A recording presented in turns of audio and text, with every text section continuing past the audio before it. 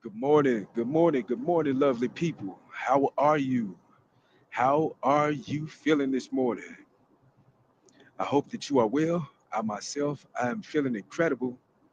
Just traveling right now. I have been, since yesterday, and I am still currently traveling at this moment. But I hope that you are feeling amazing. I hope that you are feeling amazing. You, your loved ones, your friends, etc. This is yours truly, as you may already know, Awesome Will. Just a moment ago, I went live and there was some technical issues. And, I was talking to myself for approximately an hour and a half. Ain't that so? So, what I wanted to talk to you tonight about, or this morning, is finding power in your pain, regardless of what has ever happened to you or what happened to you previously or more current, even if it's current, finding purpose in your pain and what really happened. There has been quite a bit of turbulence within my life, especially when I became an entrepreneur. There's been a series of events to take place ever since like 2016 regarding entrepreneurship, or rather, it was just, my personal life. And I want to share some of these details with you because hopefully my story, will inspire you. And for you to know that you are never alone. You are never alone, you know?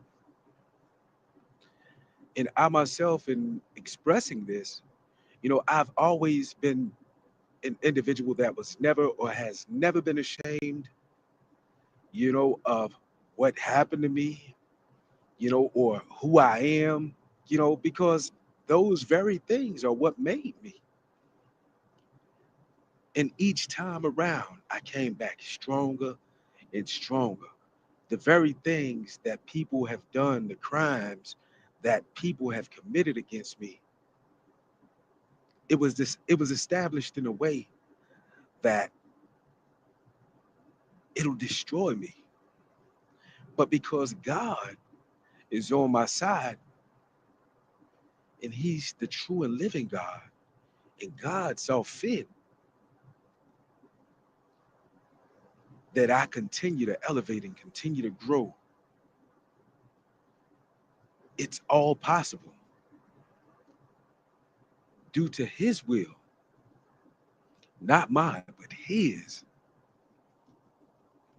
And here I stand this very day.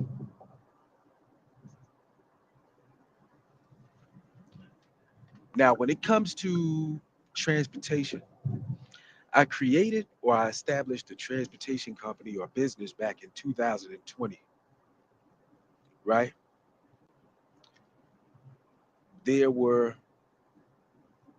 some trials and tribulations that I had to endure and that I faced, in the years previous, to me starting a business in 2020. However, I was inspired and I was motivated because I said, you know what? This is a new start for me. This is a new beginning. And I want to find the most effective way to accumulate or generate income. This is a clean slate for me. So for about 8 months, I say about 8 months or so, 8 or 9 months or so, I, being who I am, wanting to make a more positive change. And in the years prior, I was preparing myself for a new life.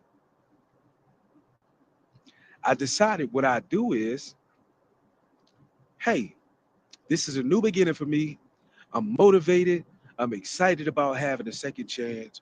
You know, what I want to do is I want to get into transportation, but right now I'm not there as of yet. I'm not there as of yet. There's a gradual process in the way that I desire or that I wish to proceed in achieving this accomplishment or this goal so great.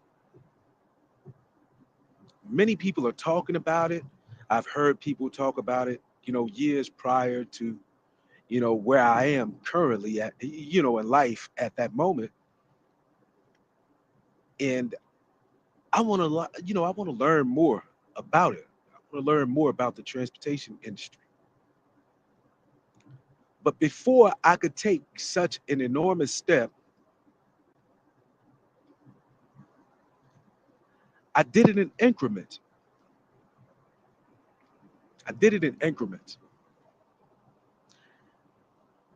In order to go to school, it required a diploma, in which at that time I didn't have one.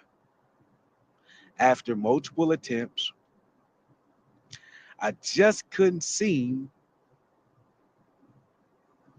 to get the score that I needed within a particular subject to move forward to the testing phase. So I took it amongst myself. I decided that I'd, study more, become more stronger in the area, the specific or the specified area needed. I'd strengthen my learning ability or skill so I could then move forward and do testing. So I could go ahead and attend, the local college or the local trucking school or academy. But a diploma is required. So in the process, I said, well, I got to get some income coming. You know, uh, as of now, you know, I'm just waiting. So I hung out with the family for about 2 weeks or so, and back to work I began. So I said, man, I don't want to have to wait multiple weeks for a payout. I'm not trying to, wait 3 weeks to get paid. I need money right now. I like to have mine right now. And I said, you know what? You know what I think I'll do? I think I'll go to the workforce. So me not having shame in my game, you know, me being ambitious, me, having the desires of my heart to be, to live in comfort. I decide, well, hey, what I'm gonna do is I'm gonna go ahead. I gotta wake up early in the morning, which I have the discipline. I'm gonna wake up early in the morning and I'm gonna go down. And what I'm gonna do is I'm gonna go ahead and sign up and register with the agency at the labor finders. And man, when you go down to labor finders, man, you find people from all walks of life. I'm gonna just say it like that, you know, all walks of life. You know what I mean? So with these jobs in particular, and I'm gonna show you how God worked too. And with these jobs in particular, you know, you make $60, you work an 8 hour day, and you'll be lucky according to how you wrote up your W-2 and things of that nature for, your tax returns, at the end of the year, as far as the tax withholdings, regarding that, you'll be lucky if you see $48. In between 48 and $52 per day. So me being who I am, I go down, I sign up, and I sit around. I'm waiting for work. No work the first day. Go back down. No work the next day. Go back down another day. They finally add me on. So now I'm getting consistent work, at that time, I didn't have a vehicle. So, I'm paying for rides. If there was a guy that was going to the same job site, somebody that I knew, or somebody that I might have just met, you know what I'm saying? We got a bond, we have certain things in common, and besides, we working men, you know what I'm saying? We just trying to get to the money. Everybody got things to do. He has a vehicle, you know what I'm saying? And you know, everybody for the most part is clean, you know what I'm saying? We aren't doing any drugs or anything like that. And so we decide that we'll carpool and go to and from jobs, and we'll pay, I'll pay, for a ride here and there, you know. So that's what I did for a couple of weeks, and then the job ended. So now waiting for some more work to come. Finally, some work came through the agency, through the labor force, through the labor pool. Now, $60 a day, $60 a day labor. I decide, well, they didn't call me. Let me go ahead and do my thing. And I'm gonna tell you how God worked. The God liked me so well. At first, I was just on a construction site, and I wasn't really doing any serious labor. I was at the job site, directing the traffic of the dump trucks on the construction site, and I was taking the tickets per every load that the guys operating the dump trucks come down and you know uh, grab loads of sand or gravel or whatever. I was just taking the tickets and directing the traffic or whatever, so they don't get in each other's way or anything like that. And everything was cool. Everything was good, man. And I was inquiring about what was needed with some of the dump truck drivers, trying to get my feet wet, getting experience in trucking, rather it was a dump truck or a semi. I was inquiring about, how much they make per week and what's required. And, they was telling me, giving me all this additional, information needed just in case I decide to pursue it, saying that I need a class B license, et cetera. And, he was telling me how, he goes into the bank and they look at him like he's some kind of D boy because he's making so much money. You know what I mean? And I was like, oh yeah. I was like, now this is something I might consider getting into, you know. And shortly thereafter, there was a foreman, a Cuban guy.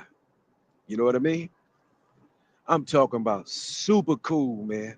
You know, and he is really, I mean, I've never had problems with Cubans, but man, this guy, and he's a northerner. This guy right here, man, he was so down to earth, man. And I mean, cool. He was real good people, man. You know what I mean? Cuban guy. He was the foreman on the job of a construction site. And I guess he just saw something in me, that he wanted me to be around, and do other things more. You know what I'm saying? Like he just wanted me to be around, and we kind of build a bond with each other, and some of the music we listen to, I could relate to, some of the music he listened to, I listened to, and it just got easy for me. I didn't really have to do any real serious labor all the time.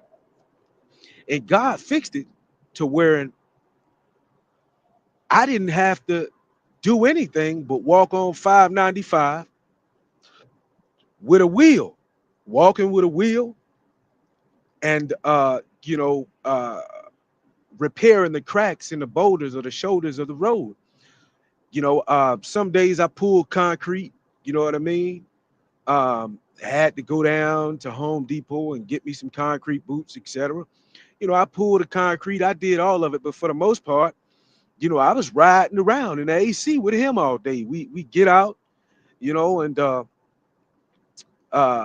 he may have me walk down and make markings, and make measurements, etc. You know what I mean? But for the most part, we were together pretty much all day, every day, and like in my hometown, 575 Davy, you know what I mean? 595, you know what I mean? I helped to restructure and build that. You know what I'm saying? Pulling concrete and everything. You know what I'm saying? All the way out there, towards the Davy truck stop. You know what I mean? Uh, all the way out going towards Orlando on 75, 595, the turnpike. I helped to build a lot of that. You know what I mean? All the way out there, you know, uh, Nova University. You know what I'm saying? All of that. I covered all of that. We covered all of that. You know what I mean?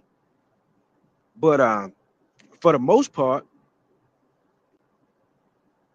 God fixed it to where I didn't really necessarily have to do a whole lot of labor, you know?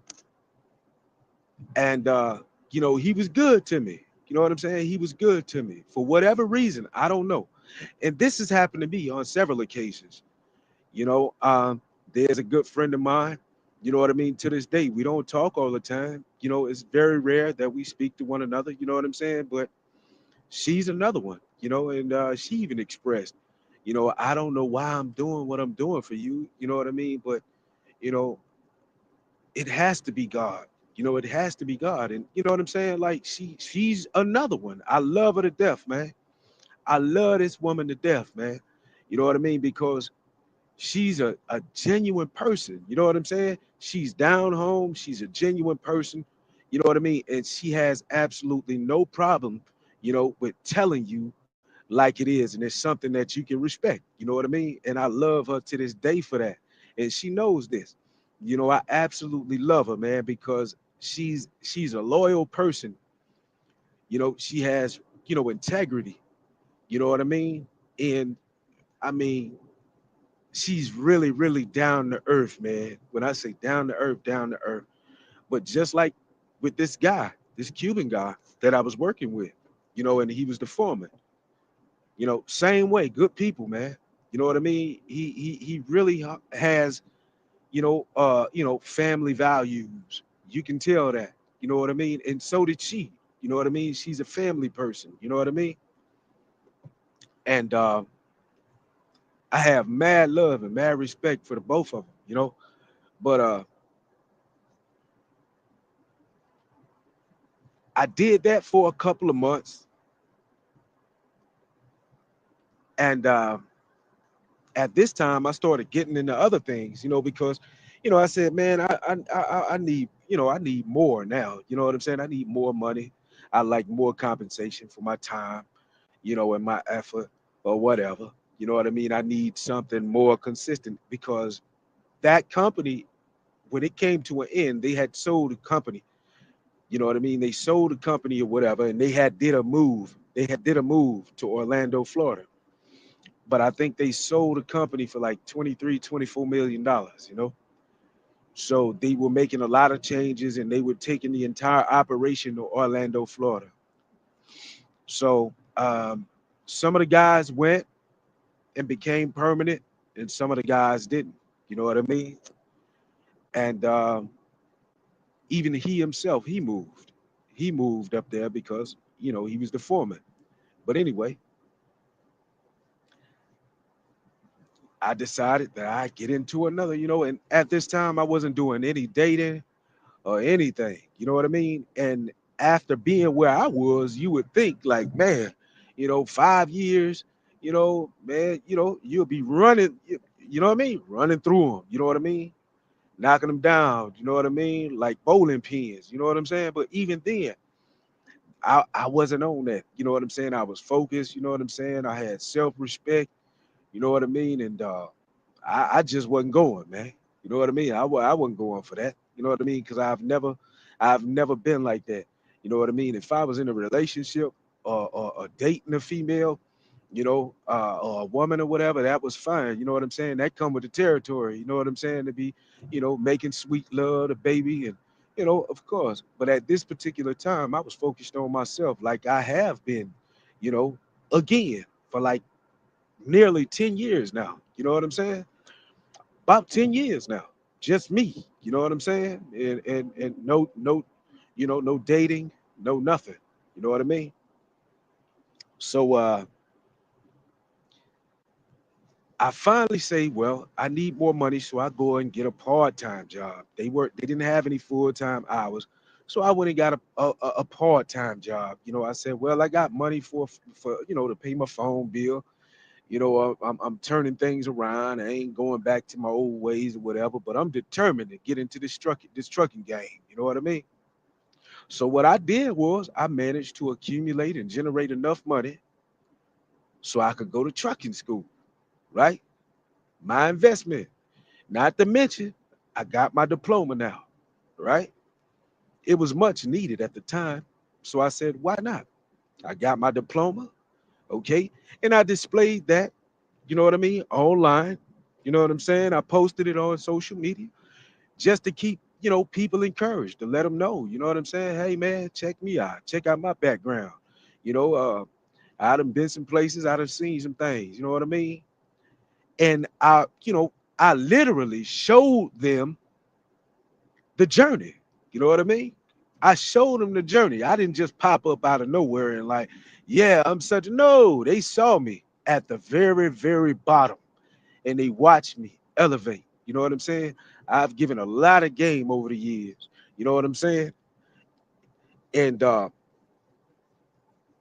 went ahead, got my diploma, and I said, I'm going to trucking school. So I went to trucking school. Shout out to Miami. I went out to Miami. I got my license and everything. I got my CDL, right? With my own money. You know what I'm saying? With my own money, doing day labor, $60 a day, doing day labor, paying bills now, paying bills. You know what I mean? Helping out. Because, when I got out, I mean, I ain't have nobody really but family. So, I'm back at mom's house. I'm back at mama house. You know what I'm saying? And she, to be quite honest, she was happy that I was there. You know what I mean?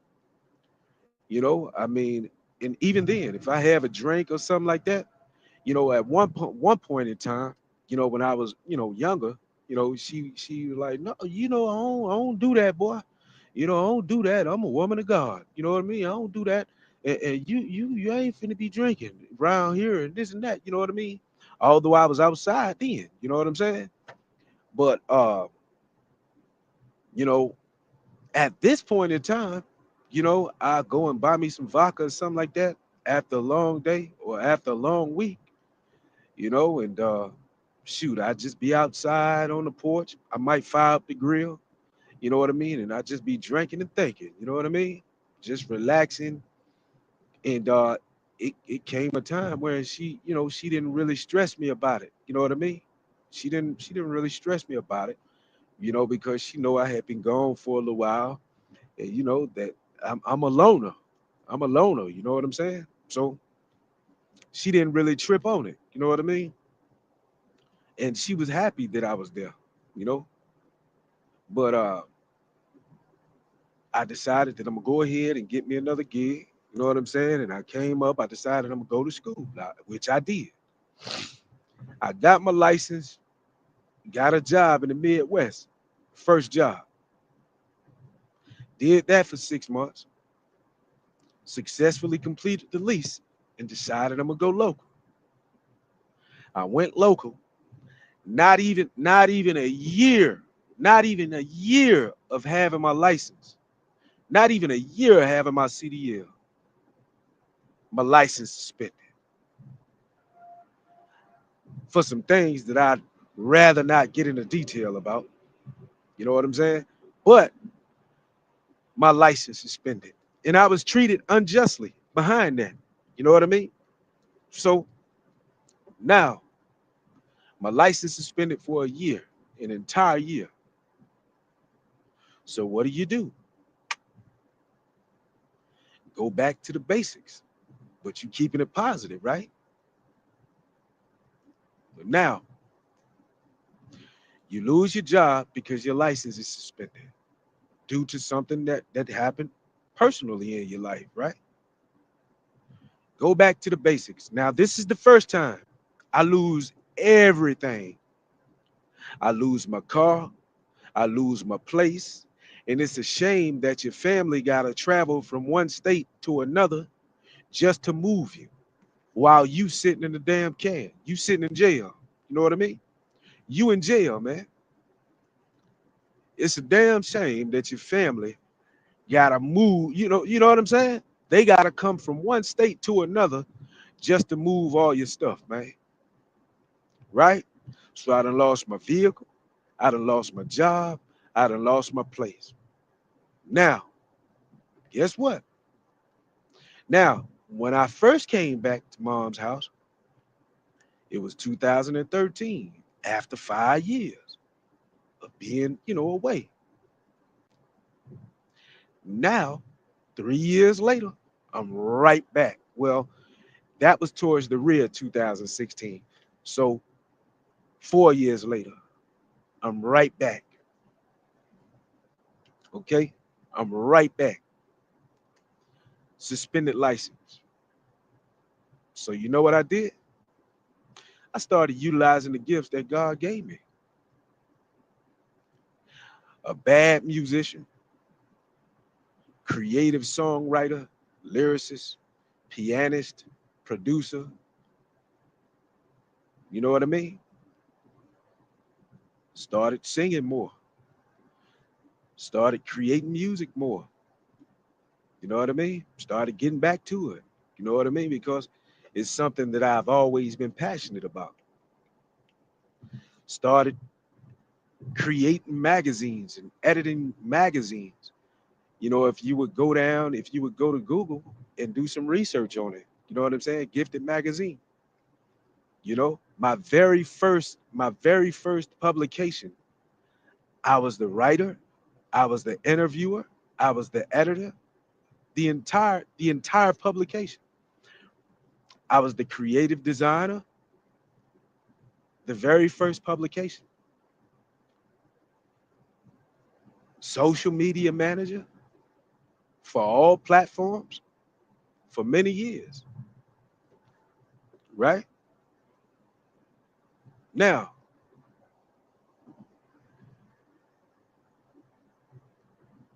I'm feeling kind of bad because even with certain jobs, I can't get because there's a reflection of that on my record. Even if it ain't driving, right? So what do? I'm a hustler at heart. You know what I'm saying? I'm a hustler at heart. They can say what they want to say, but I'm a hustler at heart. So what do? I get dressed, I grab my attache case. I've been in the studio recording heavy, creating music. I take it to the street, get suited and booted, get dressed nice. I'm hitting the beaches in a city near you. I'm everywhere. I'm grinding. I'm out there sweating, man, on the strip. Females can't keep their hands off me. I'm out there with a whole suit on. You know what I mean? They can't keep their hands off me. Wiping my face. The bunny's going crazy. You know what I'm saying? The Latinos going crazy. You got females out there with their men being disrespectful. You know what I'm saying? Talking about how much they like me and how much, you know what I mean? I gotta tell him to calm down. Listen, baby, you can't don't be disrespecting your man like that. You know what I'm saying? Your man right there, don't do that. You know what I mean? I'm talking about getting disrespectful about the guy, man. You know what I'm saying? Can't keep the hands off me, bro. I'm sweating. You dig what I'm saying? So I'm building myself up using music as a tool to earn income, right? Now, at this time, I'm busted. So what do? I ain't got much money. So I said, man, let me check out YouTube. I go to YouTube University. I discover what I can do to create some CDs or CD cases. Got to get the colorized printer in a relative. You know what I mean? One of my siblings had a color printer. I got the matte or the matte paper. I got the glue and everything that I needed.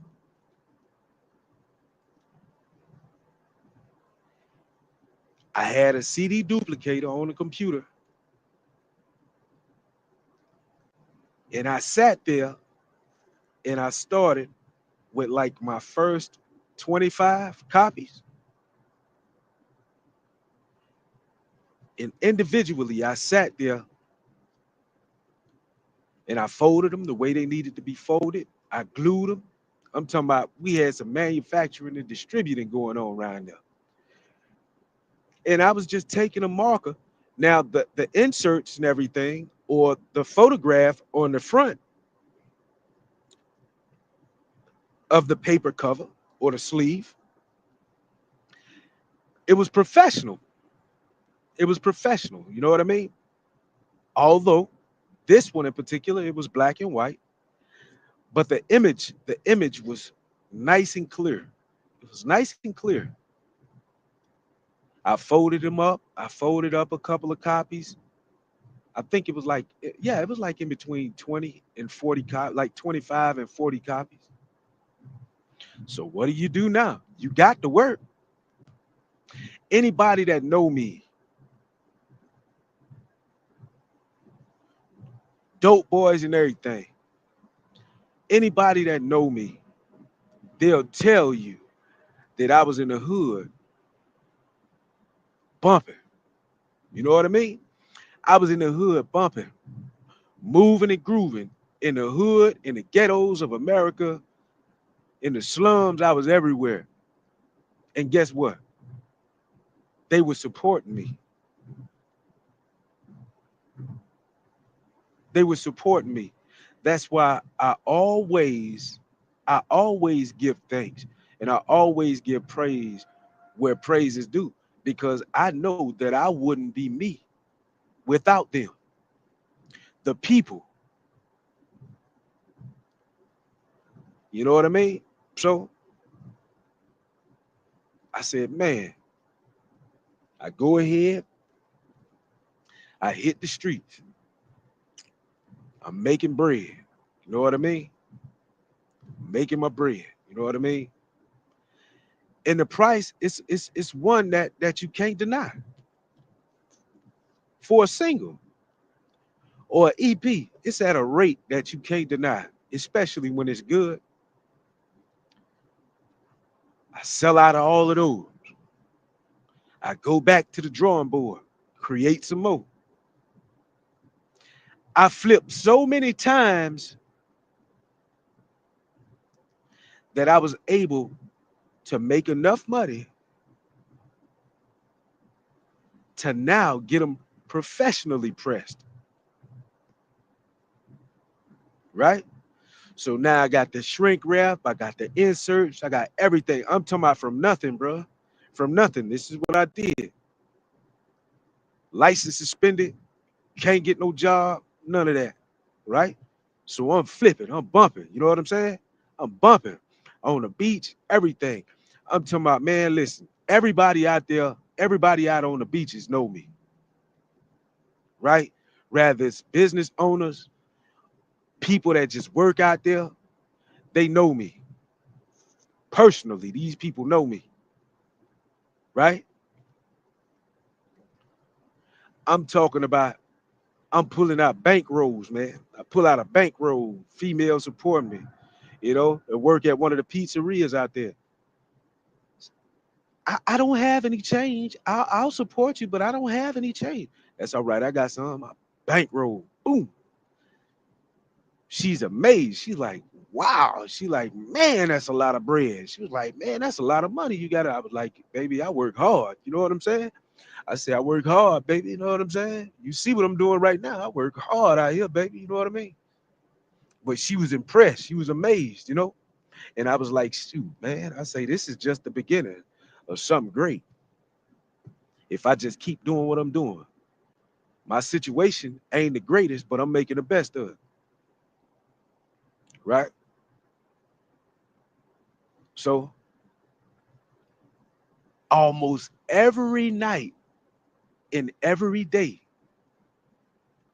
I'm out on the beach.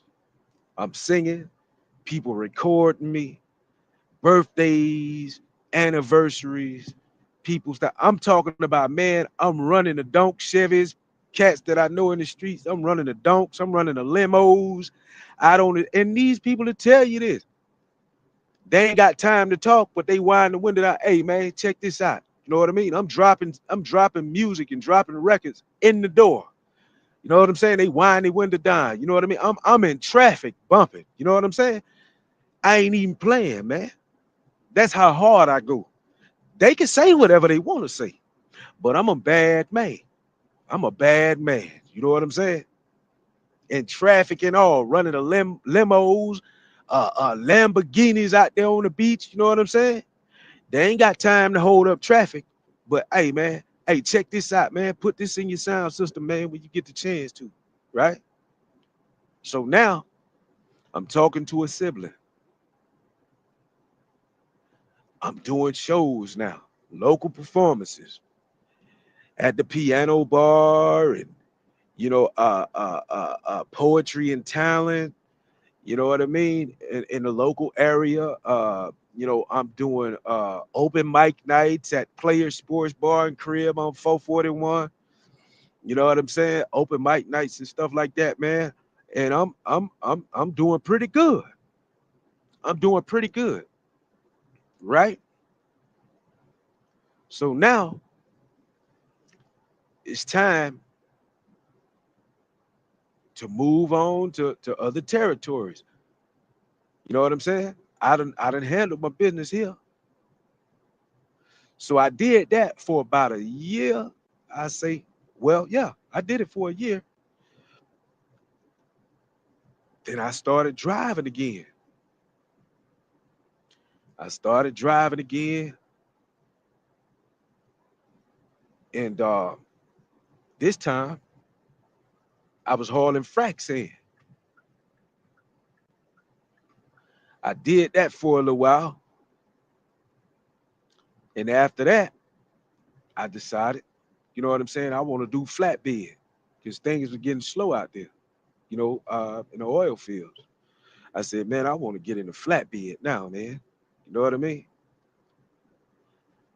But I didn't have the experience for flatbed. So I went and got some experience. Now, this company, I did 1 year with them, but they only give me credit for 3 months anytime somebody was verifying, my work history or whatever with them. And it's due to, and I know that it's only due to tax purposes, is why, they cut, they made that adjustment. You know what I mean? When I did 1 year, they only give me credit for three, knowing that I did a year. You know what I'm saying? But after I get my experience, I decide I'm gonna become a owner operator, a lease owner operator. So now I'm making all these investments, man. Man, I listen right now, man. Man, I got so much stuff, bro, because I was focused. I was focused, man. I managed to obtain and create so many things, bro. You know what I mean? And I did it. I did it all off of being ambitious, keeping God first, honoring my parents. You know what I'm saying? Being productive. You know what I mean? Utilizing idle time. I go out on the road. I was going out on the road, man, and I'll stay out on the road for like 4, 5 months. Come home, get an executive suite, spend time with my nephew, just me and him. You know, we go shopping, and I ask him what it is he want. And I remember one day I took him to the bank. I took him to the bank with me, and I went inside the bank, and I came out. And when I came out, I ain't grab about 5, 10,000, about 5,000, and I grabbed this thing. I grabbed a stack of money,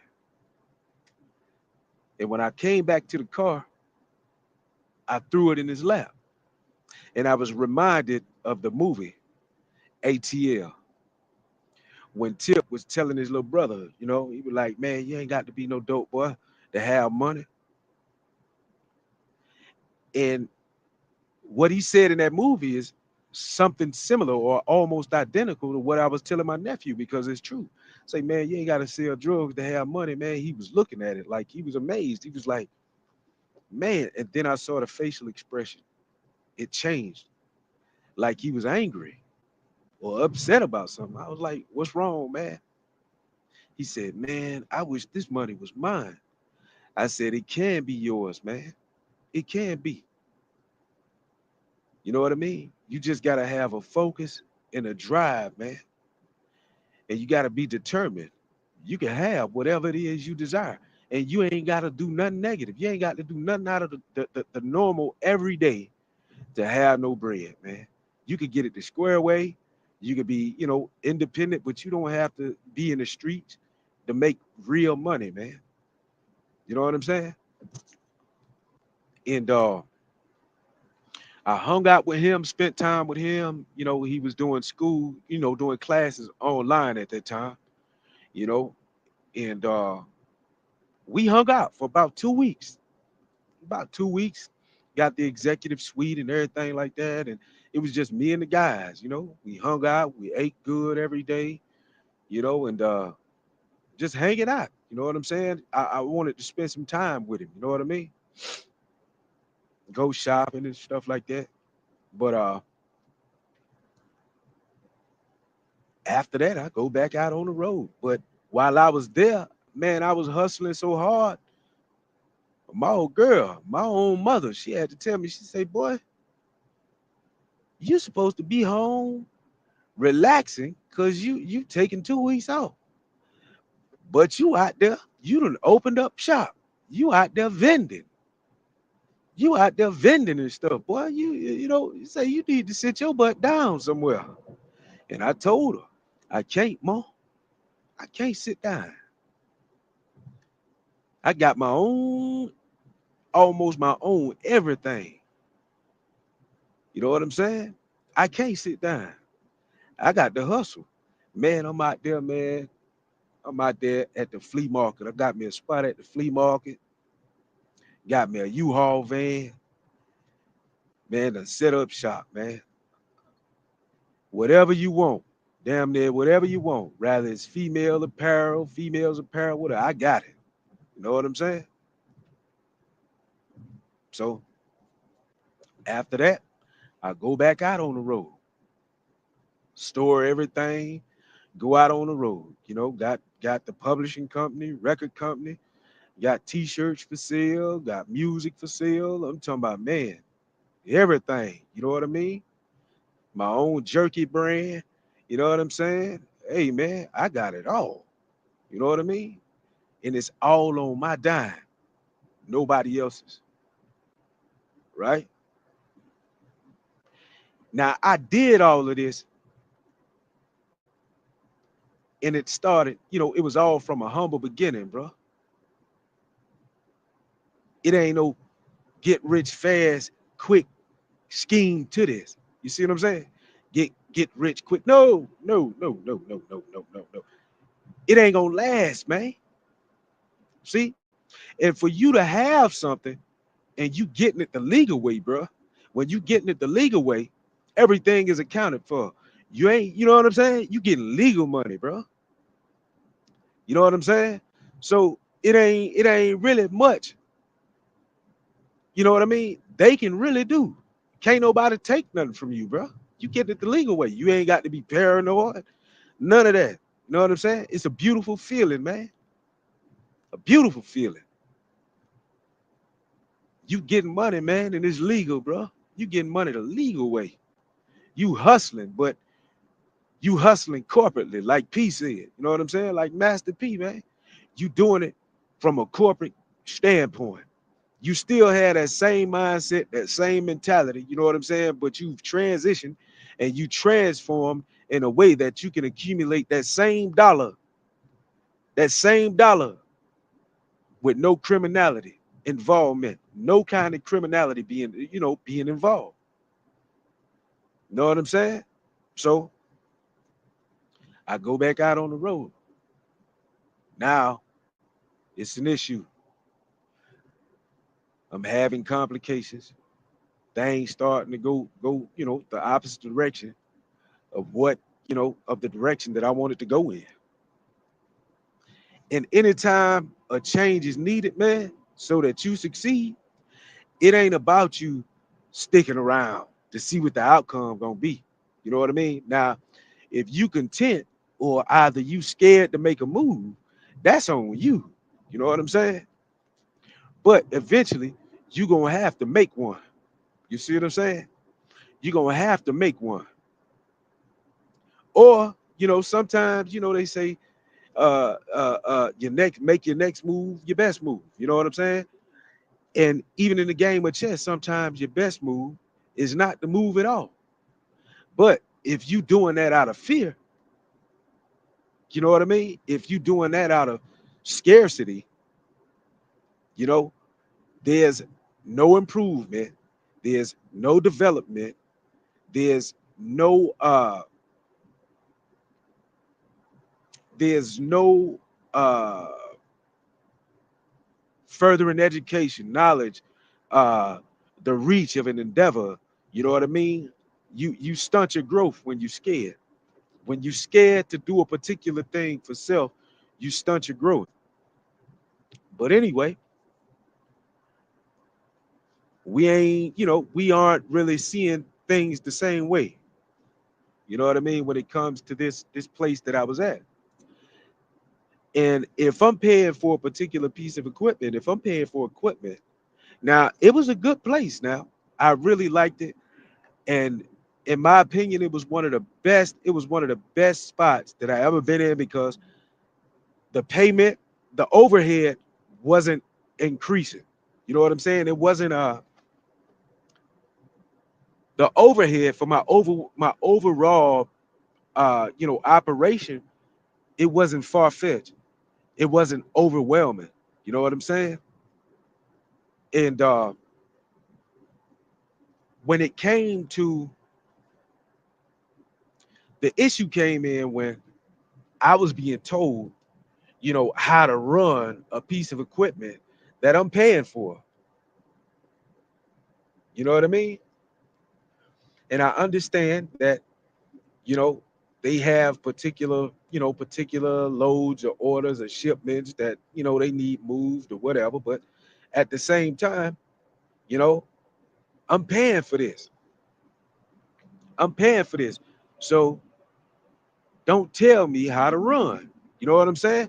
And it's not a place, it's not coming from a place of being egotistical, but they oftentimes were, you know, they oftentimes were, and it kind of got to a point where and I'm like, and sometimes when it's like when you have You got one masculine male, then you a masculine male too, and you got ego, they got ego. You know what I'm saying? And you ain't listening to what they gonna say. You know what I mean? When it's concerning you, you don't want to hear it because this is what you want to do. Then they ain't trying to hear what you saying because they feel this is what you should do. This is what you need to do. You know, coming to a disagreement, agreeing to disagree. You know what I mean? So I say, man, listen, I'm going somewhere else. I'm paying for the equipment. I just lease it on to another company. There were various companies willing and ready to take me on, but I was unable to move forward with the equipment because they had put a lien on the title, right? So then I had to go farther to do this and to do that and try to see what I can do and see what I could get done. It was a waste of money. It was a waste of time. So I just let them come get it. When they found it, I didn't vandalize it. I didn't vandalize the property or the unit or anything like that. I paid, $700 for the headache rack. You know, my tarps were paid for. My ratchet binders, my snap binders, my chains were all paid for. I got the oil changed like every 5 to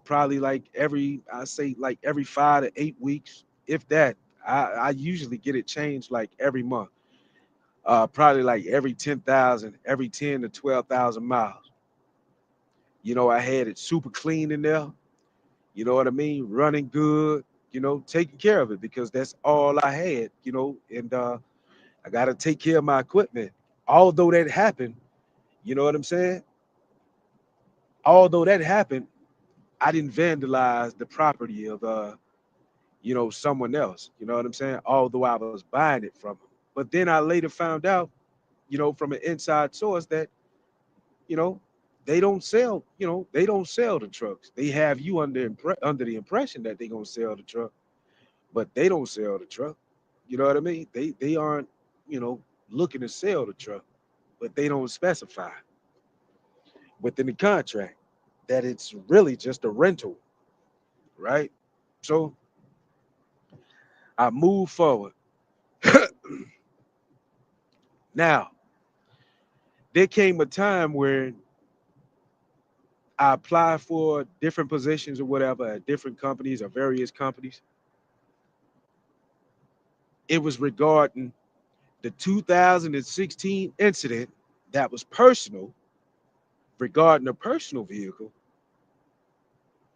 or the 2020 incident regarding me leaving a company.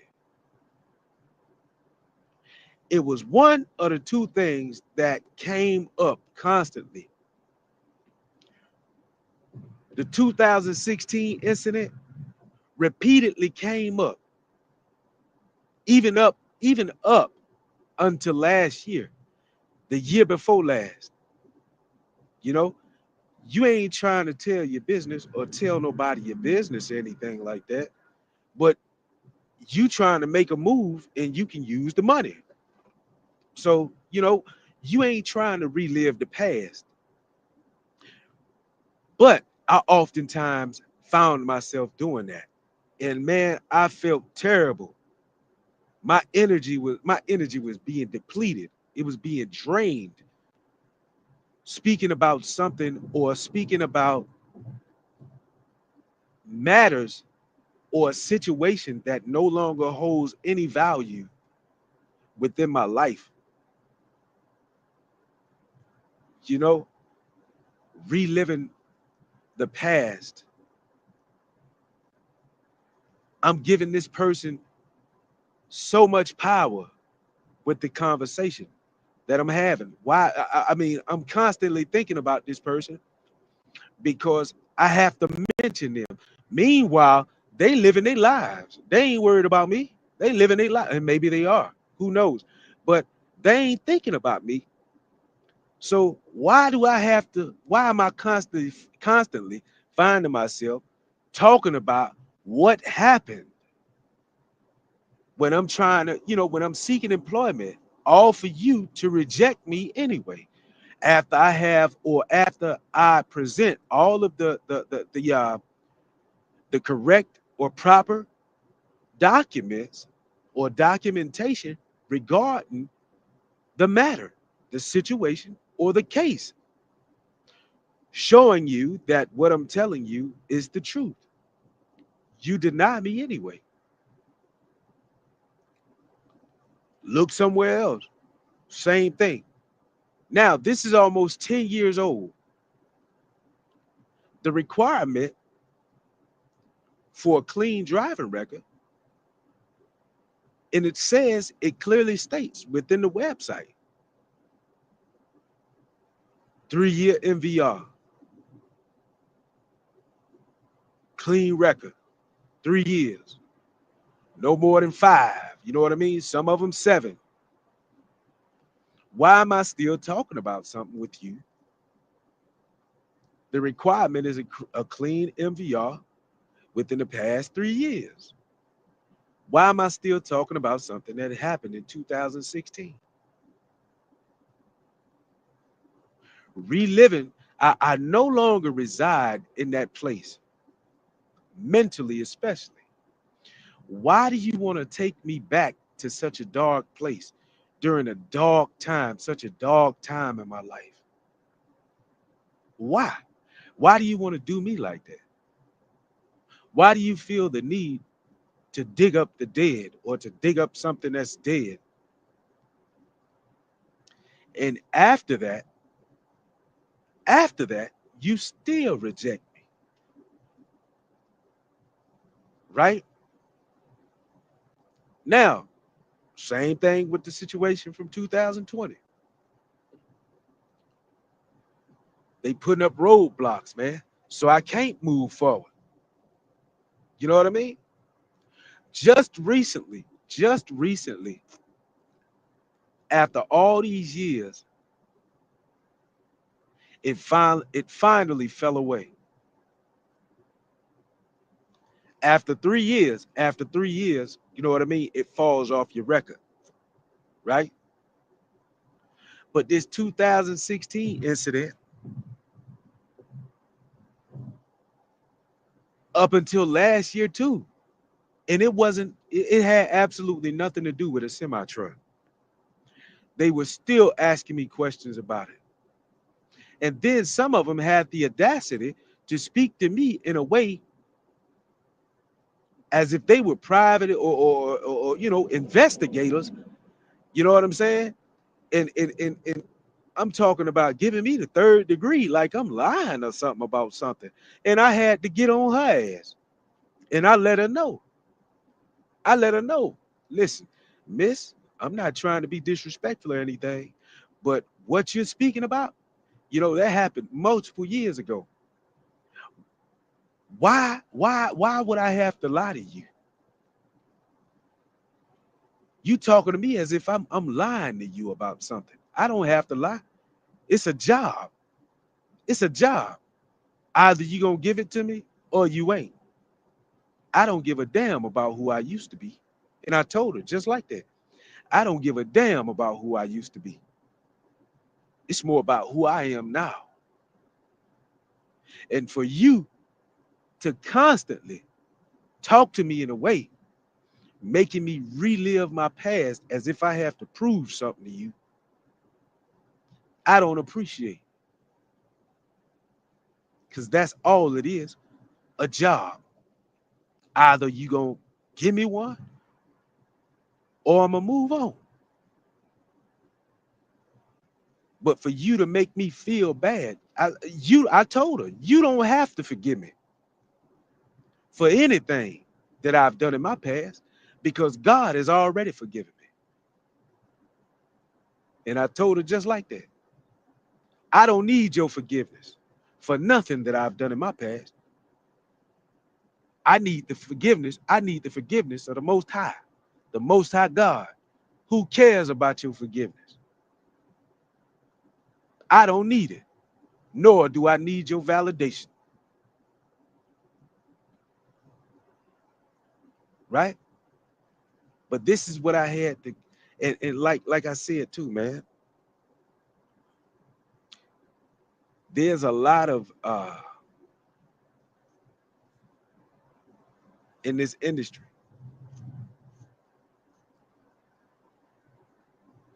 there's a lot of scrutiny that goes on in this industry, and there's also a lot of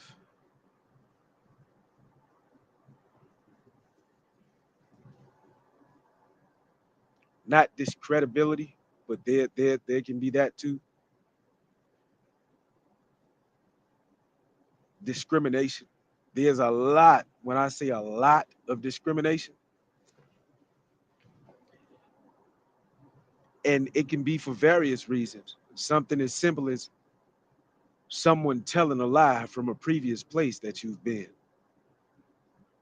They still bitter or they still angry about you making the best decision for yourself. They still bitter, still angry. And some, they might not want to release you.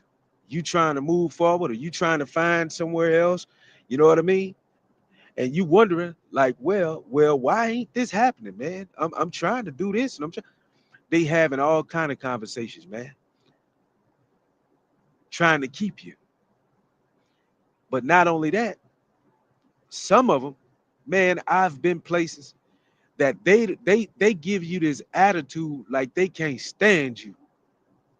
But these companies or other companies that you might apply for, they got to do the verification process. And you wondering why they ain't calling your phone.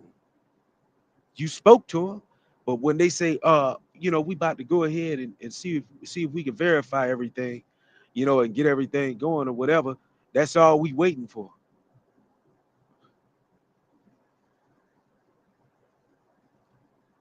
You don't know what these people talking about. You don't know what these people are telling other people about you. But they can't stand you, but they want to keep you around. They don't want to keep you from moving forward either. A love-hate relationship. That's what it sounds like to me. Now, after that, right? I did a couple of other jobs, you know what I'm saying, doing flatbed and in one particular area, you know what I'm saying? I had to discontinue there because they were regional. You know what I'm saying? They were regional. And I was, I'm still making, I'm still investing, having my own products and things of that nature. You know what I'm saying? And I still do have my own products. You know what I'm saying? Hey man, it's something that I've always seen my father and my parents do, as far as like entrepreneurs or whatever. You know what I'm saying? So that's where I get a lot of my game and a lot of my knowledge, man, about business. You know what I'm saying? Even if it was just, the music business or whatever, that's where I got a lot of my knowledge from my dad. You know what I'm saying? And, my uncles and, you know what I'm saying? Because, a lot of my uncles, a lot of them or most of them were street guys. You know what I'm saying? They were big boys in the game. A lot of them, you know what I'm saying, like in the 80s and the 70s or whatever, they were big boys out there. You know what I'm saying? Big bucks, no whammies either. You know what I'm saying? That I'm talking about big bucks, no whammies. You know what I'm saying? They wasn't no nickel and dime hustlers. You know what I'm saying? But that's where I get a lot of my game from. My father and my uncles and a lot of them were big gamblers too. You know what I'm saying? Huge. I'm talking about colossal. You know what I mean? When it comes to gamblers, and that's kind of like the type of family that I come from. So they gave me they gave me a wealth of knowledge and a wealth of game. You know what I'm saying? So that's why a lot of the reason because they inspired me from young, seeing them with all these big rings on their fingers and these ostrich skin shoes and you know what I mean? They I'm talking about sharp, man, big big chains and all these collectors items and a lot of them were singers and stuff like that too. You know what I'm saying? Womanizers, you know what I'm saying? Big players, man, like real players. Real gents, man. So, but with that being said, I decide what I'm gonna do is I'm gonna move on. I'm gonna move on, and I'm gonna get into something else. Right? There was a gentleman that I had met, uh, while I was working with a company, another company from out of Tennessee, and we met at a truck stop. And he mentioned during the conversation some stuff about his son, and he was saying that his son, didn't necessarily want to get into it. He had been telling him about it for years, but he doesn't seem to really be interested in it. And he was telling me about where he was working and how he's an independent contractor, and he also displayed settlements and showing me the you know enormous amount of income that he was receiving from you know having an active contract with the people that he was working for. And I was impressed. I was intrigued by it. You know what I mean? I was intrigued, man. So he told me what to do, and I went ahead and applied. They gave me a call, but there was one thing that I was missing. When I first got my CDL, I didn't have any endorsements. I was just so excited to just have a CDL, and I was like, man, I don't need any endorsements. If I could just get behind the wheel, you know what I mean? I could do some flatbed, I could do some reefer, and I have experience in all of them. Flatbed, reefer, pneumatic trailers, dump trucks. I have since being out here, man. I've managed to, since being out there, I've managed to obtain quite a bit of experience. But I was told that it was going to require a triple and double endorsement. And I've even done tankers. I didn't have the endorsement because pneumatics are, considered to be or considered as being, a tanker, but it isn't required in certain areas. You know what I'm saying? So I go ahead, get the endorsement. I had to take the test several times. You know what I mean? Anytime you're doing testing, it's natural to be nervous and things like that. But I did the test, and after I think it was my fourth try, I finally passed it. You know what I mean? And so, and a lot of the times it came from just I could have passed it. The second time or even the third time. It's just that testing sometimes it can be tricky. It can be psychological, which it is psychological, and you're not as confident when you answer your question because of the way they answer it and the way they prepared it for the person that's taking the actual test. In your mind, you like, this is the right answer. But based on how it looks, I'm gonna go with this one. I'm gonna go with the other answer. You know what I'm saying? And when you get the test results, you in your mind, you like, man, you had it all along. You know what I mean? And then when you go in there the next time around, you looking for the same exact structure of the test. All of the questions are scrambled again. You know what I mean? So you gotta always, you know, uh, you gotta really analyze how things are written out. You know what I'm saying? Because it's gonna be totally different. You go in there to the DMV thinking that, oh, okay, I know what to look for this time around when I take the test. You got another thing coming, Jack. You know what I mean? They they revise it on you. You know what I'm saying? So I get what it is I need, and I applied. But before then, I had applied already, and before I even arrived, they had already got me ready and told me to go ahead and download the app. And but it was unfortunate on several occasions. I had to call them, hey man, I got to do this test again, man. I didn't pass it. He was like, well, just keep on trying, man. We already got you in the system. for orientation. Just keep on trying, man, until you get it.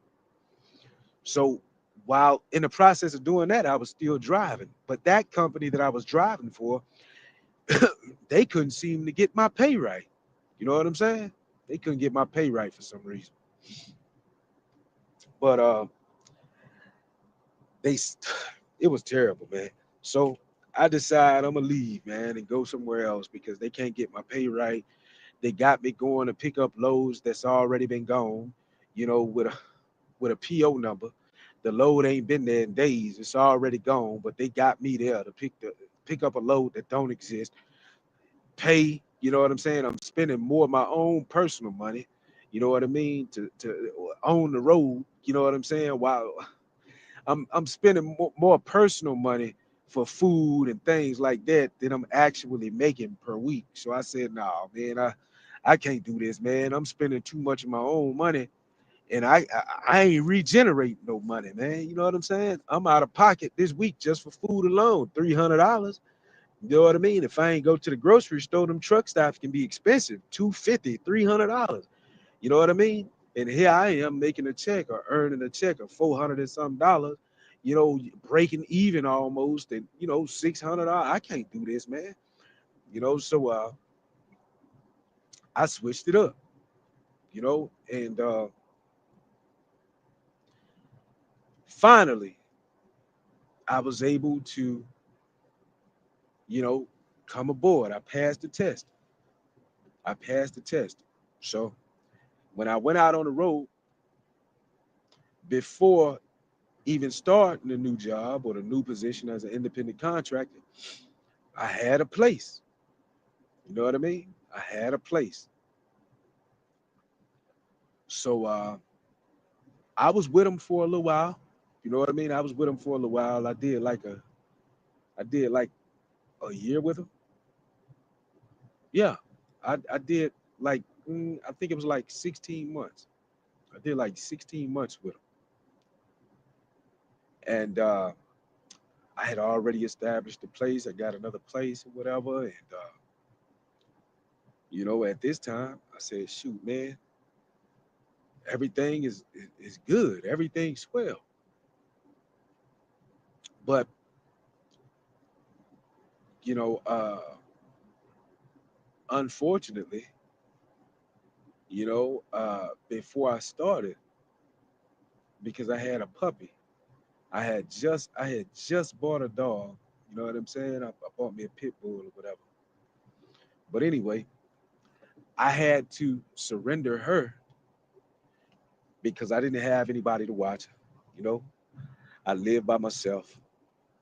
You know what I mean? It's just me. Uh, I ain't married, no wife, no kids. You know what I mean? No girlfriend, no none of that. It's just me. So I noticed that things that you pay for, people always want it for free. You know what I mean? And I paid good money for that dog. You know what I'm saying? And people always want something, but they ain't got no money. You know what I mean? So I just gave the dog away.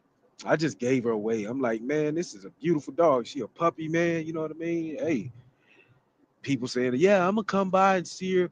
I'm gonna come by and see her and check her out, and they never come. So it was crunch time. I had a flight. I was preparing to leave. Headed to the airport right then. I didn't want to just turn her loose. And let her go astray or be a stray dog. So, I gave her to a guy, a young guy, whatever. He was coming up with excuses about when he gonna have some money and he ain't. I say, man, listen, man. I say, take care of this dog, man. Take care of my baby, man. This a good dog, man. You know what I mean? And she's a valuable dog.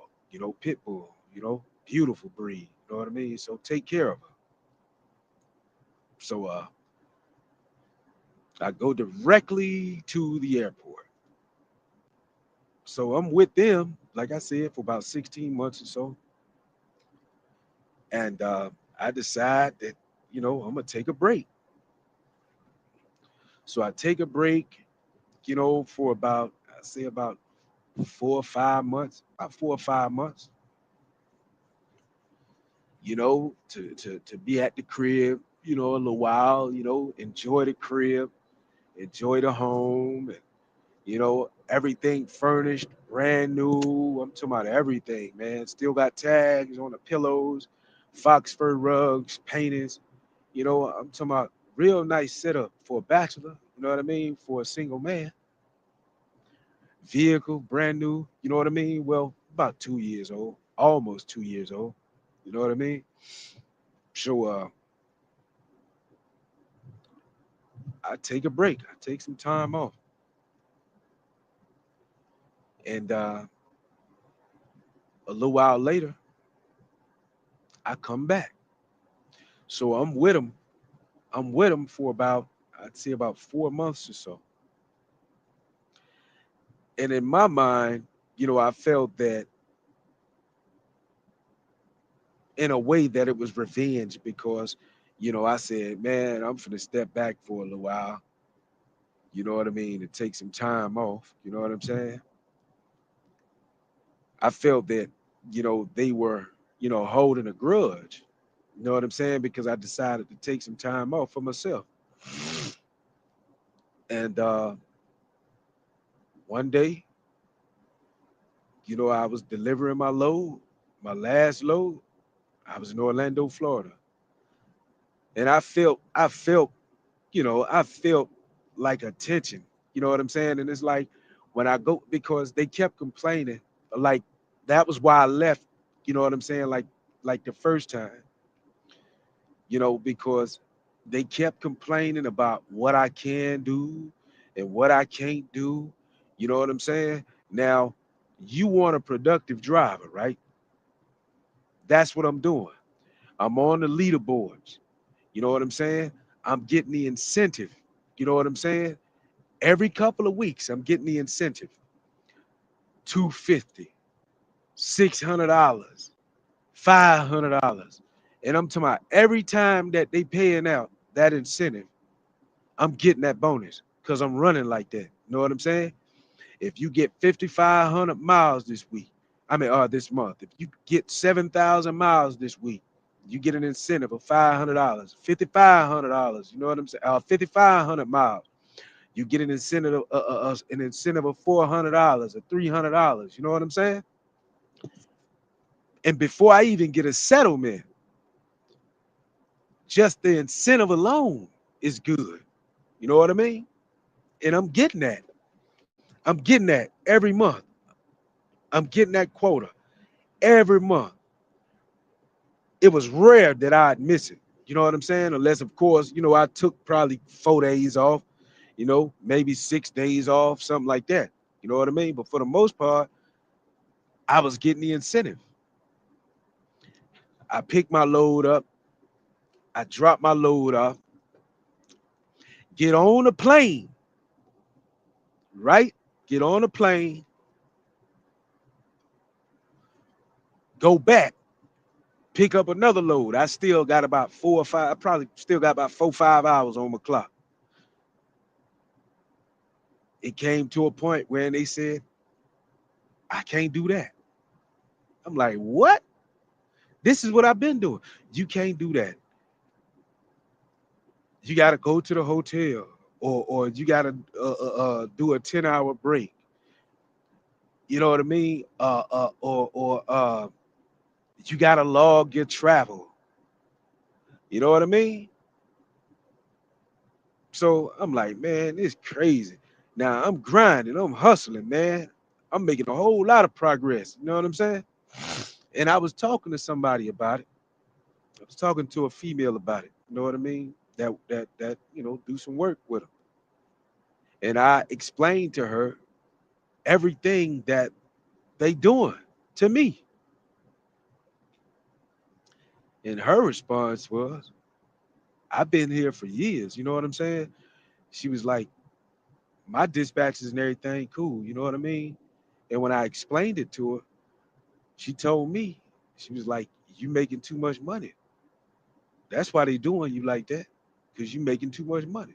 Now, this was a snow bunny I was talking to. You know what I mean? And she was telling me, she was truthful with me. She was like, "You making too much money. That's why they doing you like that. They trying to stop you from making so much money." You know what I mean? So I say, man, you know what? It's cool. But this right here, when she told me this was the second time around. When I came back, I was there for about 4 months. And like I said, I felt that they had something against me personally, is why they did what they did. You know what I'm saying? By releasing me. And I was cool with it. I went straight to the airport in Orlando and got on my plane. You know what I'm saying? So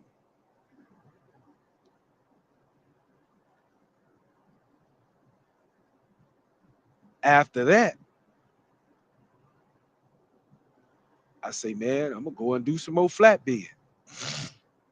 So I get with a company a couple of weeks later. You know what I'm saying? I go out to Texas. Now, but this time, because at this time I had at this time I was starting to fall behind. You know what I mean? I was starting to fall behind on bills and stuff like that. You know what I mean? In every place that I'm trying to call and get on, they deny me because, like I said, some of these companies have relationships with one another. You know what I mean? And it's like you the outsider. You know what I mean? And it's like if you do that to one of us, it don't matter who it is. You do one of that. If you do that to one of us, all of us gonna make you pay for it. You see what I'm saying? It's that kind of game. You see what I'm saying? Like I said, like discrimination. You see what I'm saying? If a whole nother company is holding something against you, they can reach out and say, hey, you know, don't do this, don't do that, don't hire him because he did it, even if they lies, man, just because they might be disappointed about you leaving. You know what I mean? About you leaving. If that's the only reason being, or if that's the only reason why. You dig what I'm saying? They come together against your behind. You know what I'm saying? They get right on your head. You know what I'm saying? Because in a way, it's almost like they want to chastise you. You know what I'm saying?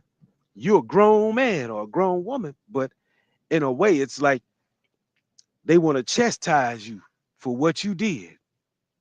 Although you're a free thinking person, you can do what you want, you can go where you want, you could find whatever's suitable for you. You know what I'm saying? And you could do it peacefully. But some of them, they hold grudges. You know what I'm saying? That's the kind of game this is. You know what I'm saying? So I'm working with a company. I'm having another issue. They don't. They mechanics don't know what the hell they doing. You get them to fix one problem. You know what I mean?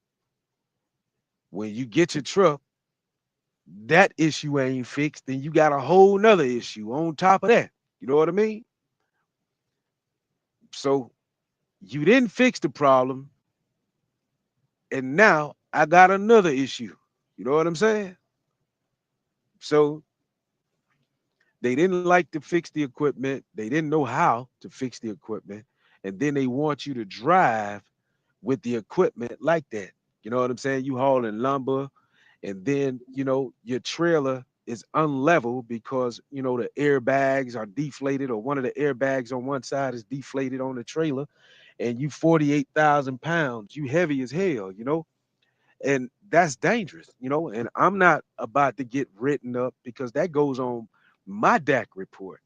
You know what I'm saying? It doesn't go on you. It goes on my DAC report. You know what I'm saying?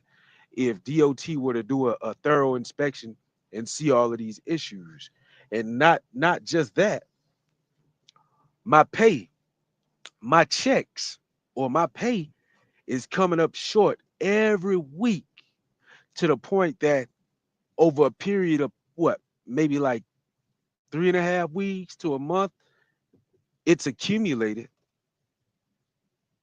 to or accumulated to the equivalency of about $3,000. Now, when I was in Texas, I was aware prior to me being out in Texas working before I left that place because I was out and about all day, all night, and I mean, living in a truck, and I run one load, maybe two loads a day. You might go 2 or 3 days without a load, and you get a check. You get a check for like $500 a week. You know what I mean? I'm like, man, I can't do this. I got bills that I gotta pay. I'm already facing an eviction. I got an eviction coming soon. So I've already prearranged the move with the people in the leasing office at this time. So now I leave Texas and I go to another area where the people, they having all these, issues with the equipment that requires repairing. You know what I'm saying? Quite too often, too. You know what I'm saying? Quite often, you know? And I decide, I decide what I'm going to do is, I decide what I'm going to do is, I'm going to go ahead and talk to the people, have the discussion needed, you know what I mean, with the people from the leasing office. And like I said, we've already, pre planned, the move, right? Because I was falling behind and I was facing an eviction. So I go ahead and I'm with this company. I'm falling behind even more. And these people owe me money every week. Check, there's an error. There's an error with the check every week, all the way up into the point that I told her, you know, I'm getting ready to come down there. I understand what you want me to do. Oh, I had a speech for her. You know what I mean? I had a speech for her. And I was telling her, hey, I'm on my way down. I've already made preparation, to move everything into storage and things of that nature or whatever. But when I come to the yard this particular day after the load, because like I said, the trailer was tilted slightly and I'm hauling lumber. And that's not a good thing. You know what I mean? They don't want to repair it. Just bring it to the shop and we can fix it here. You ain't that far, bring it to the shop. I'm like, man, to continue with this load, it has to be repaired now. You know what I'm saying? Just bring it to the yard and this and that, and we can fix it and then just deliver the load. Just deliver the load. So when I delivered the load, I went to the yard. I already felt I already had a feeling or discernment of what was gonna happen. I had a discerning feeling of what was gonna happen. And for that reason, before I arrived, I already had all my belongings packed. So I didn't have to reach and grab, anything. I had everything that I needed to depart from that place. You know what I mean? Whenever, they needed to say was said, which I felt in my spirit already, because they wanted to rip me off after the work is done. Right. So I get there, the secretary comes out, they make it seem like they're about to put the truck in the shop for repair. And I'm like, yeah, yeah, yeah, whatever, whatever, man. In my mind, this is what I'm saying. Because I knew that she was up to no good. You know what I'm saying? Or they were up to no good. And this is a constant cycle for them. You know what I'm saying? High turnover rate. They try to get drivers into the seat just to rip them off because a lot of these dispatchers, they work, they don't work or reside in the USA. You know what I mean? They reside overseas. You know what I'm saying? So they handling your money and things like that, far as like your payout or whatever. You know what I'm saying? From overseas. So she tells me that, oh, he said that, after I get out of the truck, he said that, your employment here is, officially terminated, and we'll send you a check by mail. And he told me to tell you this and this and that because he was the owner, but he wasn't available. You know what I'm saying? So I was like, oh, okay, cool. Man, I left the damn door open and I left the truck running. I didn't give a damn. You know what I mean? I was prepared for it anyway. You know what I mean? Because they were shorting me on my checks and I kept on telling them about it. They knew that I was aware about it, aware of it, and they weren't trying to pay me anyway. Right? Now I'm facing an eviction. I'm falling behind, right? So while I'm traveling, I'm talking to the lady, letting her know, well, listen, because at this time I had found another job or another gig, right? And at this time I'm like, okay, now I'm about to go down there. You know what I mean? Because at this time with the new gig, they flew me out. You know what I'm saying? But the clothing that I had with me, I had took with me when I had went to Texas because I felt that something like that was gonna happen. You know what I'm saying? And if I were to lose something, I didn't want to lose my wardrobe. So I took what I did have while I was out to Texas so I could put it in the truck with me or I could leave it in the car because I had my vehicle with me while I was in Texas. I drove out there and I drove back from Texas, you know what I mean? Back to where I lived. And the new job or the new place, they flew me out and I left my vehicle at the airport because the parking's free at some of the airports. You know what I'm saying? So that's where I left it. And I had my belongings, I had more than $3,000 worth of merchandise in the truck. You know what I'm saying? Uh different products, polo, sneakers, etc. It was more than $3,000 of value within that car, within that vehicle. You know what I'm saying? So before I went back first to take care of the place or the apartment, I asked her, well, I told her, I said, hey, listen, I said, I'm finally on my way to you. You know what I mean? I'm on my way down there. You know, my I had been planning to come much sooner, but I'm on my way down now. You know, I don't know how soon, you're gonna be able to, or how soon you're gonna do everything or whatever. But I'm on my way down there right now, and I'll be there until, everything is over and done with. You know what I mean? Because I have the time now. I didn't tell her that, I was fired from that place, but they weren't trying to pay me, right? So I'm preparing to get the storage unit and stuff like that. I already had everything set up and arranged, prearranged, you know. So I'm looking to get there, and just like I, you know, uh, got everything, got all the furniture within the building, or within the place or my apartment. I said, well, I ain't got nobody, it's just me. You know what I mean? I don't really speak or communicate with people like that. I'm always to myself. So just like I moved everything in by myself, I'm gonna move everything out by myself. You know what I mean? So when I was on the phone to her and on the phone with her and I was talking to her, she stopped me mid conversation, said, "We we already did the move." I didn't get angry with her.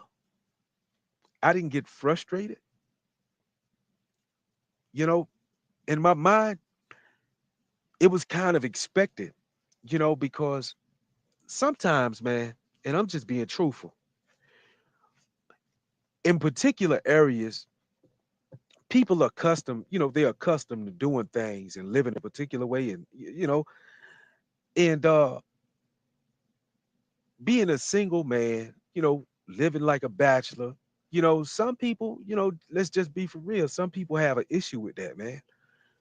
You holding all your weight, you're moving and grooving like you want to, and then you have some people, man, they three and four heads, they got roommates and everything else where you living, you know what I'm saying? And you fresh, you're smelling good, you got the crib smelling good every time you're there because you're cooking something, you're eating good, you know what I mean?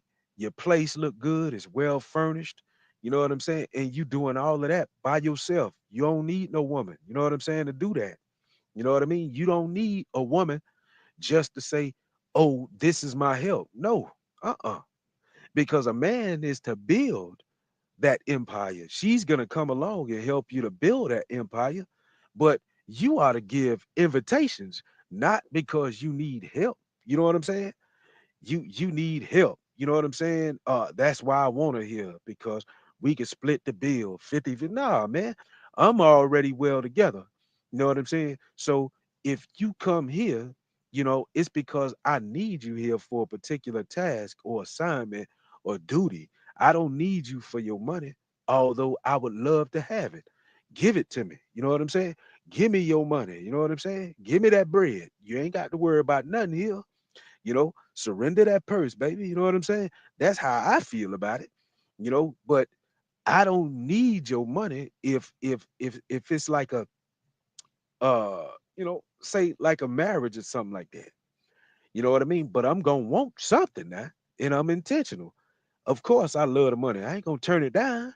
You know what I'm saying? She blessed me with some bread. I ain't gonna turn it down at all. You know what I mean? But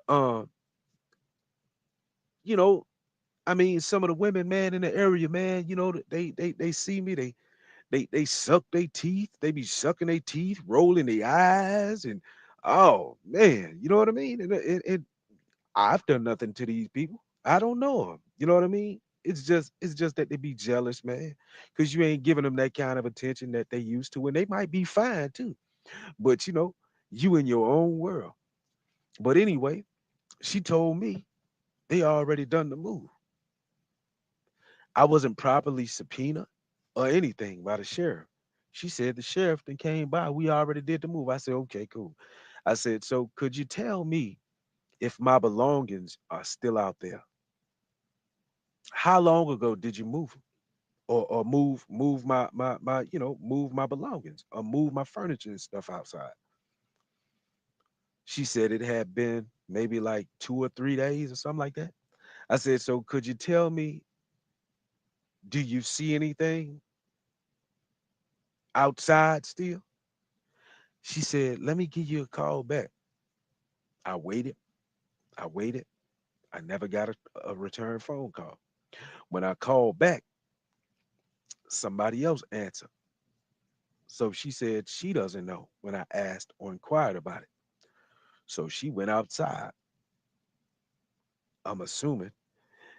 But when I called back and I got on the phone, she told me that there was nothing there. Now, I say, okay, brand new living room suite,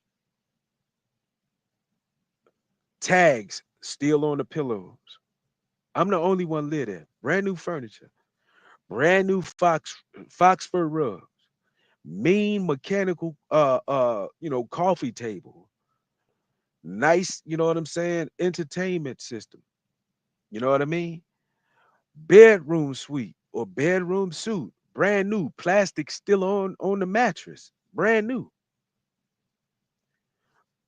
Uh brand new underwear, brand new socks. I'm talking about drawers full. I'm talking about you could barely close the drawers. You know what I'm saying?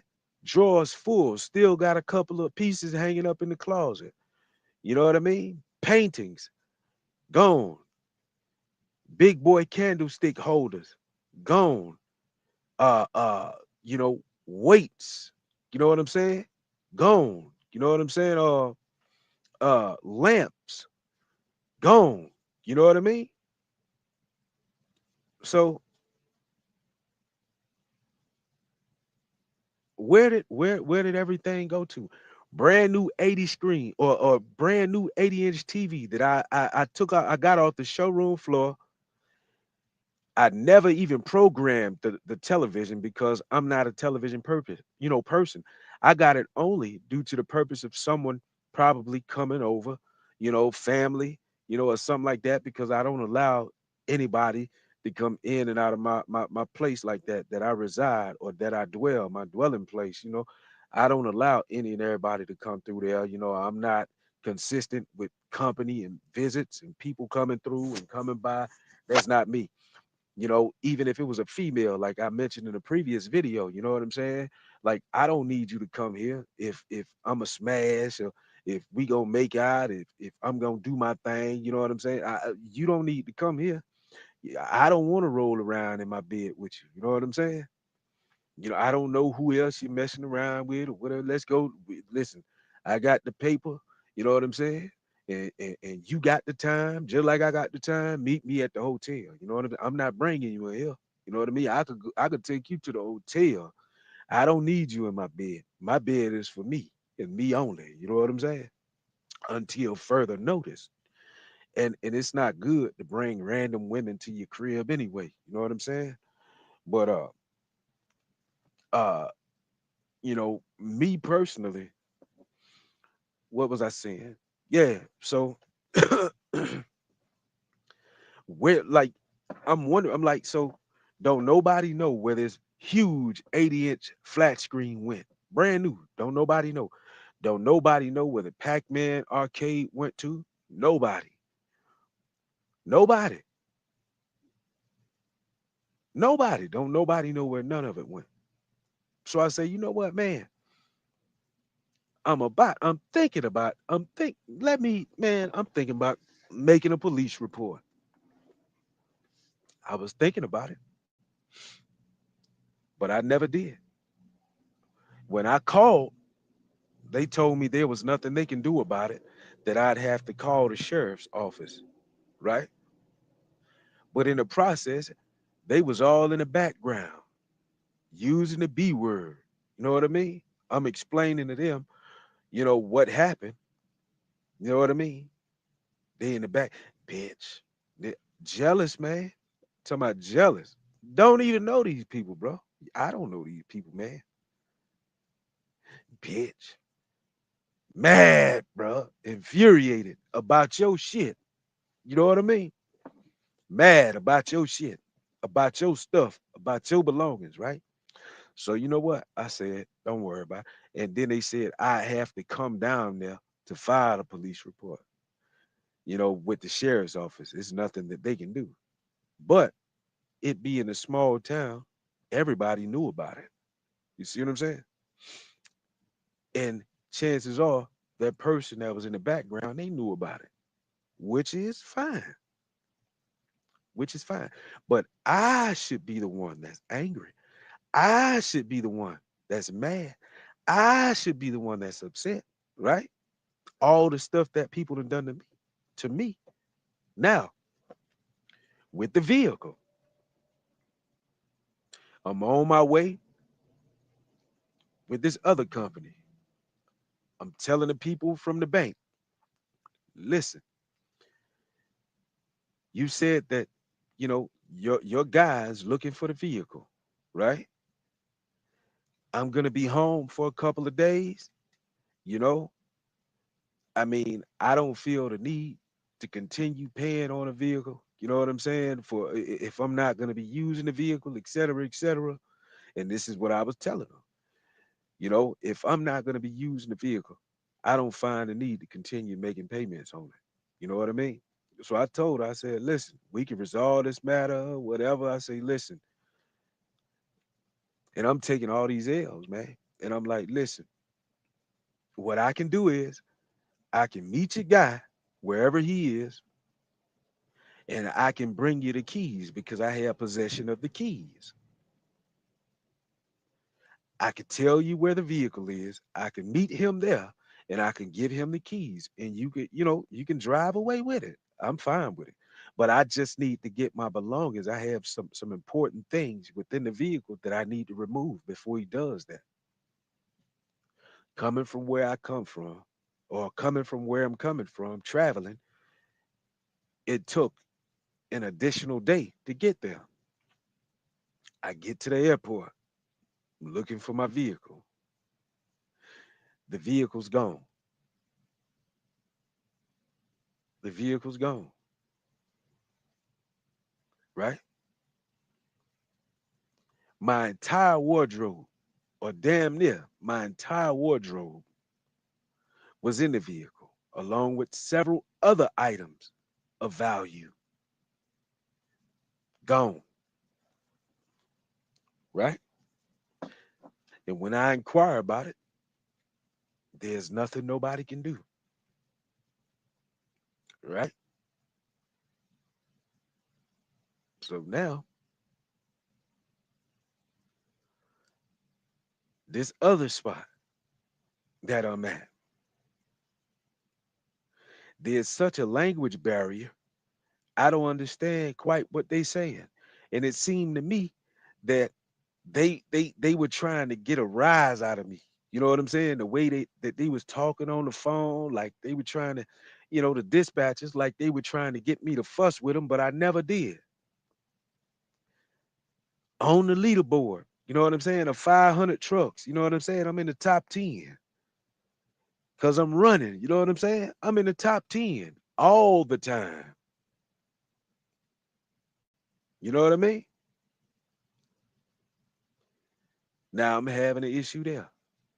Every time I'm on the phone with him, he trying to argue, like he trying to argue with me and get quip and talk crazy, just the sarcasm. You know what I'm saying? And I've been nothing but positive. I get quiet and I just sit there on the phone and I listen to him to see what he gonna say next. I ain't finna give him no reaction. I just get quiet.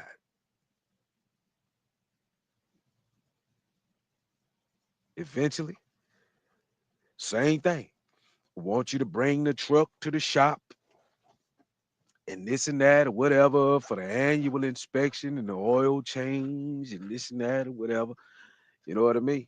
So they fired me from there, right? So I say, cool, man, cool. So I start taking flights all over the country.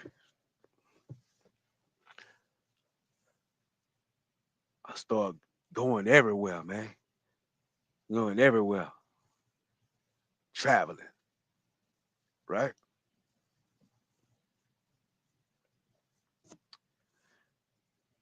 What I was looking for, you know, what I was doing, it just didn't happen fast enough because it's always a waiting game. Always. The phone might ring 2 weeks, might be 2 months, might be 2 years. It's almost never immediate, no matter who you come into contact with. It's not like that all the time.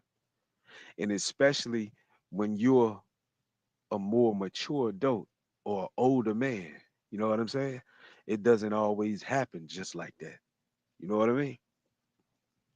So now you find yourself playing a waiting game, right? You playing a waiting game, moving and grooving, trying to save money, sleeping in the car, not getting a hotel. You know what I mean?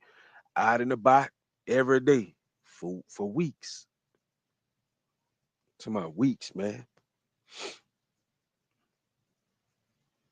Staying down, man. Staying down. I said, man, I'm gonna be consistent with this. I'm gonna stay down until I come up and get what it is I'm after. You know what I'm saying? It didn't happen the way I had, the way I had in mind. It didn't happen that way. Now, in the process of saving money, shopping for items needed, know what I mean? So I can step out and my finances are now depleted. My finances are now depleted, right? To the point now, I'm on the streets, you know? I'm on the streets,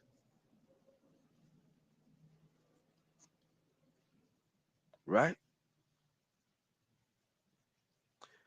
Eating peanut butter pretzels, refilling bottles of water, walking around the city with a suitcase,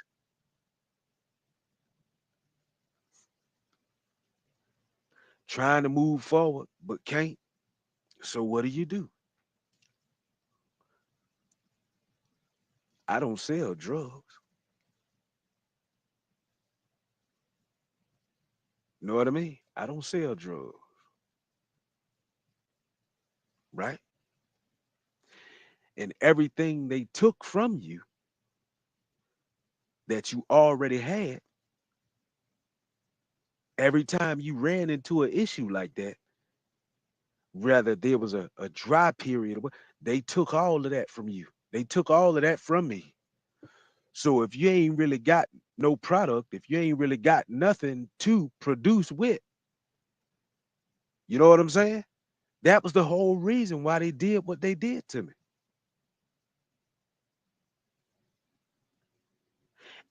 Everything that I have being independent, you see what I'm saying?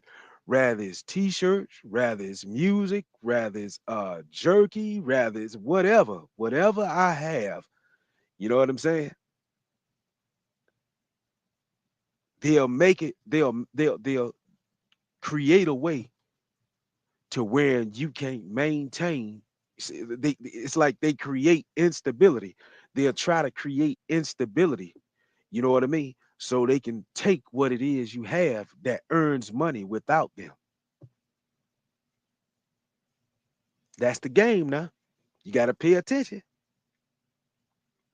Creating instability so you can't survive on your own or in a way that you can't you focus more on them and not you to keep you stagnant or to try to stagnate you, right? Now, after losing everything, right? Losing everything. Nothing's accounted for. Nobody had anything to say about anything. Nobody knows what happened about, you know what I mean? I should be mad. People trying to steal from you and everything else, man. I should be mad. I'm the one I endure from that. You know what I mean? I endured.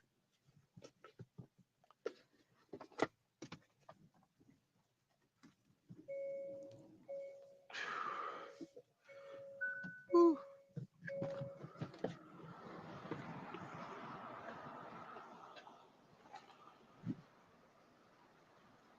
Shit. Yeah, but I endured. It wasn't easy, but I did.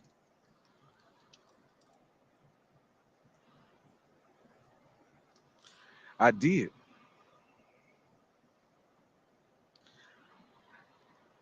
And I'm gonna continue to do so.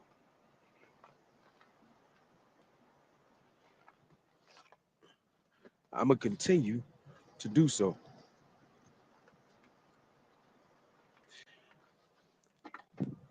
And you know, people seem to be angry and upset. You know what I mean? And you can't help but wonder why.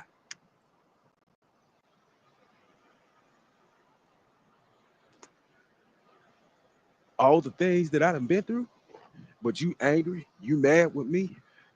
And then I'm gonna tell you something too.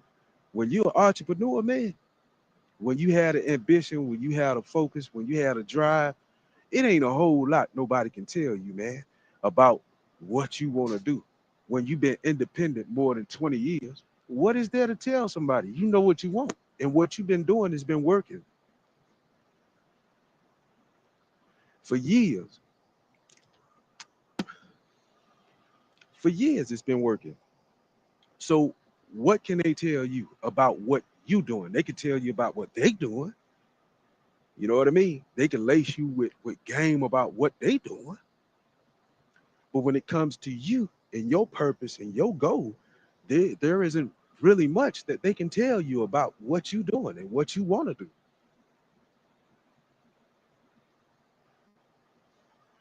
You already preset. You preloaded. You are loaded. You already know what you're doing. You know what you're gonna do. If you doing this to complete that, that's what you're doing it for. You're not doing it just for solely for just one reason. It's multiple reasons why you do something. Some people choose the fast track. I did. And I'm gonna tell you something, man. When I was homeless on the street, I was still getting action from career women, women that's on the verge of retiring, young women, you know what I'm saying? I'm talking about I'm laying game on them so heavy, you know what I mean, in a way that they telling me they like, you know what, that's something to consider. I've never thought of it that way. You know what I'm saying? I'm talking about bunnies and all. They digging on me, you know what I'm saying? And I'm reaching for that pocketbook. You know what I'm saying? No, no. I'm reaching for that pocketbook. No, no, no. You know what I'm saying? Let them know, hey, listen, this ain't free. And I gotta eat. You know what I'm saying? But what really made me what really, really pissed me off one night, I was on the phone with my mother, man. I was on the phone with my mother. And I was just burning time before I turn in and go to where it was I was gonna be going for the night while I was homeless on the streets. And I was talking to my mother, and one of the city guys, it was at night, one of the city guys or whatever in a particular area, I guess he was about to pressure wash the sidewalk or whatever. And if you familiar with catching buses and the structure of how some bus stops are, there's shelter, like a little glass shed that shelters you from rain, debris, etc. When you're waiting on the bus stop, even the cold. And I was on the phone standing behind it, and I had my suitcase propped up against it, or pushed up against it, and I had my book bag on top of it, sitting on top of it, on top of the suitcase.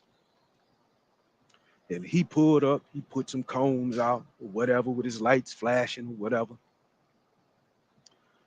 And I was on the phone, my back was turned, and I saw him moving my stuff. I said, hey, man, I said, that belongs to me.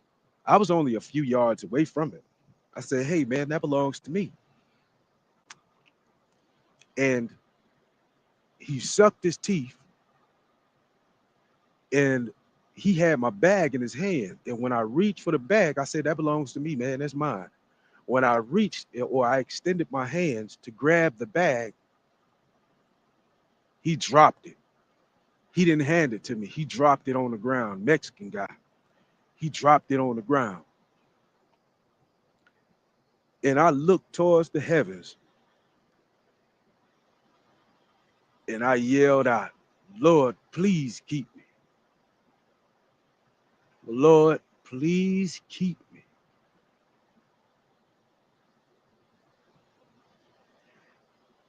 And after feeling like that,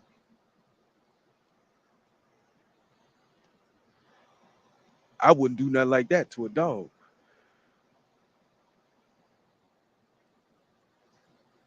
I wouldn't do that to anybody.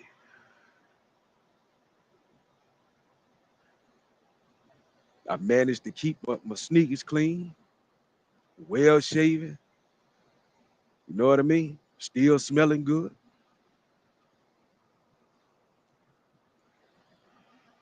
You know what I mean?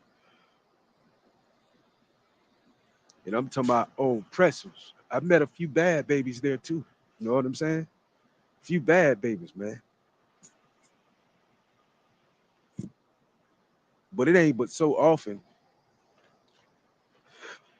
I ain't gonna me myself personally, I ain't gonna chase but so much. You know what I mean? I ain't gonna chase but so much. And she was a nice looking woman too. She was pretty, you know, beautiful. You know what I mean? And she had the body style that I like, you know. But it was evident that she probably knew my situation or whatever, you know, until I managed to get up out of there. And then once again, I had to go back home. And at this time, you know, like even in transportation, you know what I'm saying? I've missed funerals, I've missed weddings, I've missed family reunions, you know, just family functions in general. You know what I'm saying? I've missed all of it, a lot of it, man. Not all, but a lot of it. I haven't been off. I haven't been off for Christmas since I started. Since I started, I haven't been off for Thanksgiving since I started. Since I started the trucking and transportation business. You know what I mean? And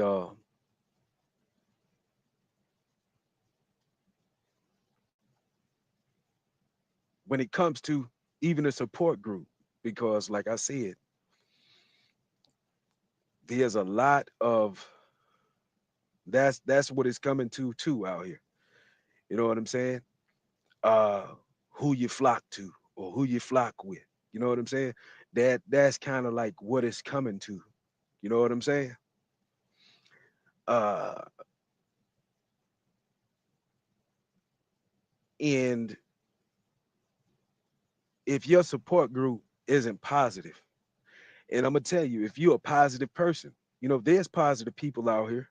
You know what I'm saying? But for the most part, there's a lot of positive people out here. You know what I'm saying? But for the most part, man, it's a circus, man. It's a circus out here. It's a circus, you know, and you know, you just gotta have a positive support group, man.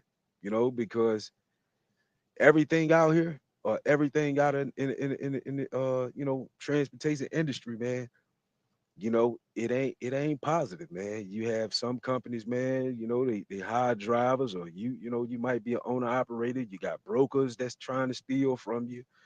You know, you got dispatchers stealing from you.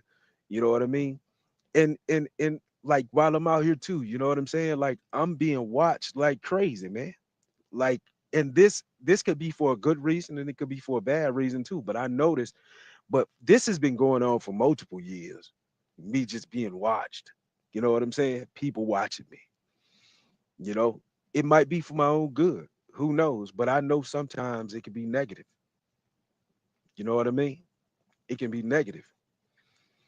You know, uh, like even when I go to certain hotels or whatever, I might take some off time or whatever. You know what I'm saying? Uh, I might take a particular form or kind of transportation to get to and from. There's people on that flight or on that bus, you know what I'm saying, watching me the entire time. You know what I mean? They watching me to see where I'm going. At the hotel, you know what I'm saying? Some people can be bought, you know what I mean, for a price. They telling them in advance, oh, when he comes through here next time, let me know. or put them in a room beside mine, or put them in a room beside ours, because we gonna be here or whatever, and we know he coming here to a particular area or particular time. Put him. So when you leave, you know, or when I leave, I gotta take certain things with me, because they giving them access to your room when you go, when you out and about, and when you leave. You see what I'm saying? So they can fundle through your stuff, or go through your belongings while you ain't present, giving them access, giving them room keys. You know what I mean? Because they say, well, I give you $100. I need to go in here and see what's going on with this guy and this and that or whatever. You know what I mean? Then you got people that come around, you know what I'm saying, as if they met, and you know where it's coming from. You know what I mean? You know where it's coming from. But they come around like they so mad or they so angry, and you know what I mean? They huffing and puffing when you go in the store, walking past, you know what I'm saying? Like they so mad. And man, listen, I guess it's a scare tactic or something like that, but I'm here to tell you now, man, that ain't working with me. You may as well stop, man. That ain't, man, listen, you know, and these are the things, man, that go on. Like even when I was with the place, you know what I mean, that I was telling you that I met the guy, he introduced me to this independent contractor position, where, this job in particular that I was let go from when I dropped my last load in Orlando, Florida. When I take time off before turning into, or turning down the road and that leads to the apartments, as I'm passing, there's people I noticed in the parking lot of a plaza. White folks now in a plaza. They sitting in the car facing the road, watching when I turn. It might be sometimes, I get up and go to the truck stop. I say, man, I want to go and grab me something, you know what I mean, from the truck stop. I might want some coffee or something like that. I don't have no coffee. And I say, man, I'm gonna be up all night. I got my stogies, I got my cigars, you know what I'm saying? It's like 2 o'clock in the morning. I'm about to, get me a shower real quick, and go down to the truck stop so I could, pair my cigar with this coffee. And I do that. When I go down there, people watching me then too. On the side of the road, looking directly at my place when I come outside or when I'm driving, you know what I mean? Driving, they on the side of the road with the lights off, with the truck running, looking. When I come back, they still there watching me. And it's from some of the places that you be working. They have private investigators. You know, you buy a particular vehicle, you know what I'm saying? You buy a particular vehicle or whatever. They job, man, for some of them, man, is to keep you tied to a truck. It ain't really about the money for them. You see what I'm saying? It's more about keeping you in bondage, keeping you tied to a truck, hardly making any money and always chasing on the hamster wheel. You know what I mean? And some of these companies have private investigators. They have lawyers. You know, uh, it's a sad thing, but you know, you buy a vehicle. You know what I mean? You buy a vehicle, and then they have people that spy on you, and they reporting back everything that they see. Right now, all of a sudden, you noticing that your trips changing. You ain't making as much money. You know what I mean? Because they don't want you to have it. And the craziest thing to me is to hire somebody to do a specific job, but then you don't want them to enjoy the fruit of their labor. You know what I mean? Isn't that crazy? Isn't that absurdity at its finest, at its best? That's absurd to me. You working like a fool to earn what it is you want. And then because of a person is a particular way or they think a particular way, you try to keep them from succeeding or you want them to lose whatever it is that they have. And you work against them in the process to lose it because you wouldn't let them have their way with you. You know what I'm saying? You wouldn't allow them to control you that way because you speak up and let them know, hey man, listen, well, you know, many nowadays we live in a world, man, that's delusional. Many look at it as disrespectful by you speaking up for yourself. Well, I'm just gonna be one disrespectful bastard. I am. Don't let or allow nobody to make you feel bad about speaking up for yourself, man. Teaching people how to handle you. You know what I mean? I ain't nothing wrong with it. If you ask me, I feel that it should create a stronger bond between the two because now I know what I shouldn't do to you because it makes you feel a particular way, or you know what I shouldn't do to you. You know what you shouldn't do to me, and I know what I shouldn't be doing to you because I know how it rubs you or how it makes you feel as an individual. You know what I mean? And fussing back and forth with somebody, you know what I'm saying? That you ain't gonna make no progress whatsoever doing that. You know what I mean? If having a simple conversation with somebody about what you will and won't do, if they feel some type of way about it, something wrong with them, man. And it ain't your problem to fix it. If you gonna fix it, fix you, fix your situation. If that situation is regarding and or concerning them, if you have to walk, walk, man. You know, if you have a particular skill that you capable of doing, you can do certain things. You bring in value, you add value to whoever it is you doing business with or in business with. You bring value, and when they don't want to pay you for that, you know what I'm saying?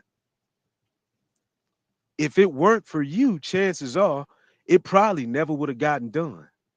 But they don't want to pay you for it, telling you that it's all the same rate. How? How? It ain't right. It is nothing that they can say or a person can say to make it right. Like you supposed to just blow it away. Man, listen, man.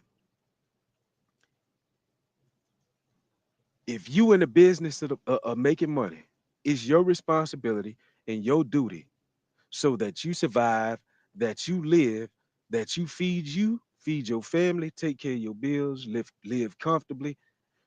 My suggestion to you is don't leave no money on the table, man. Don't leave money on the table. I don't care how much it is. It's yours. If it's identifiable that it's owed to you, don't leave it on the table. With great measure, with precise calculation. And if you know they robbing you, you got to make a change, man. Because anybody that takes from you or steals from you, they don't give a damn about your well-being. You know what I mean? Especially, and that's crazy. People that you doing a job for, or people that you have a business relationship with, they stealing from you. You know what I'm saying? That ain't good, man. So you hired me just to steal from me.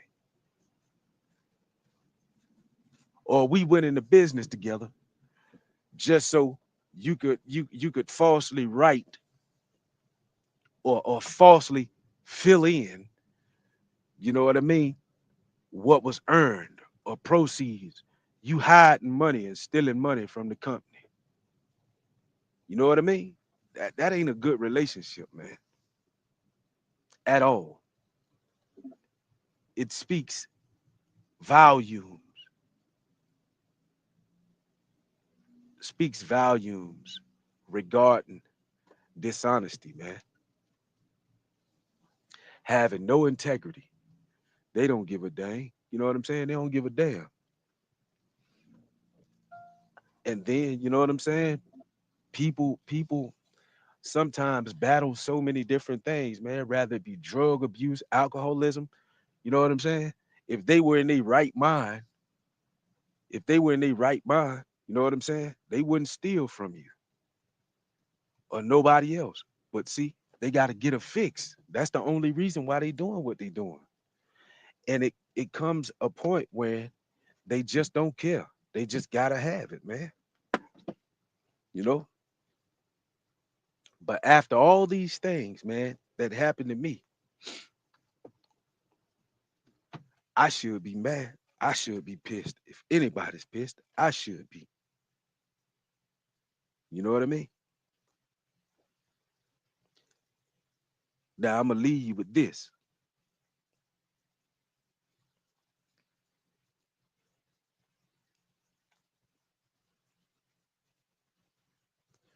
What they meant for evil, God made it good. A profound truth, a profound biblical truth. The Bible is filled with stories of redemption, hope, and God's sovereign power to transform seemingly insurmountable obstacles into incredible blessings. One of the most poignant examples of this is the verse found in Genesis 50:20, where Joseph declares to his brothers, "You intended to harm me, but God intended it for good to accomplish what is now being done, the saving of many lives." This verse encapsulates a powerful theme that resonates throughout Scripture. God can turn the evil intentions of others into something good. This concept offers hope, comfort, and a profound understanding of God's sovereignty in our lives. In this video, we'll explore the deeper meaning of Genesis 50:50 or 50:20, I'm sorry, how it applies to our lives today, and why it remains one of the most inspiring Bible verses for Christians around the world. Understanding 50:20. Genesis 50:20 is part of the dramatic conclusion of Joseph's story in the Bible. The fully grasp its meaning, to fully grasp its meaning, let's revisit the context. Joseph, one of Jacob's 12 sons, was sold into slavery by his jealous brothers. His journey was marked by suffering, betrayal, and hardship. From being a slave in Egypt to falsely accused and imprisoned, Joseph faced trials that could have broken anyone's spirit. However, through it all, God's hand was at work. Joseph rose to become second in command in Egypt, overseeing a plan that saved countless lives during a devastating famine. When his brothers later came to Egypt seeking food, they discovered that the brother they had wronged was now in a position of great power. Rather than seeking revenge, Joseph forgave his brothers and reassured them with the words found in Genesis 50:20. His declaration reveals a key truth about God's nature.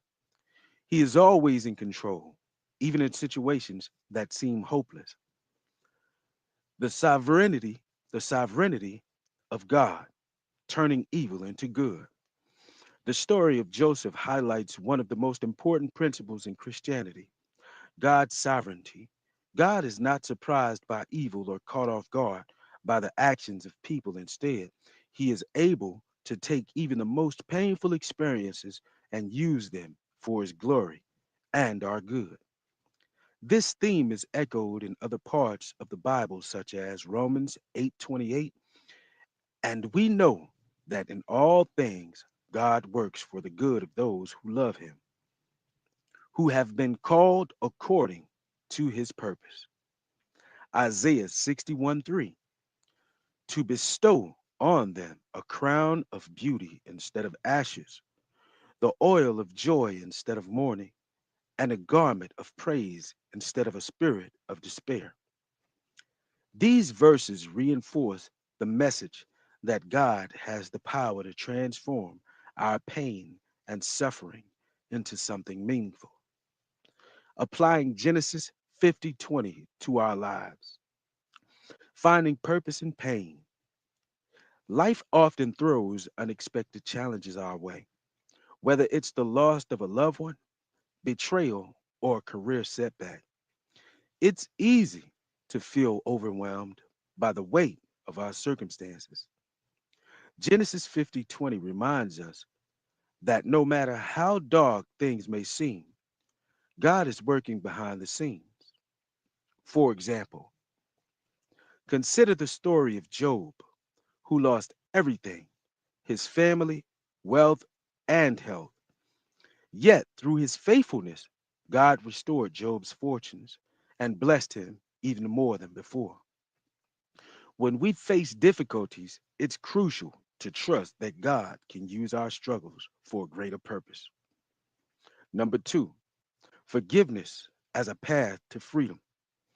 Joseph's story is also a powerful example of forgiveness.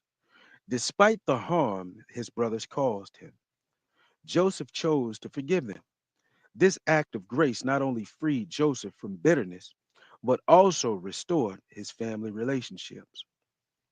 Forgiveness is a central theme in the Bible. Jesus taught us to forgive others as we have been forgiven. Matthew 6:14 through 15. When we let go of sentiment, we allow God to heal our hearts and work his redemptive plan in our lives.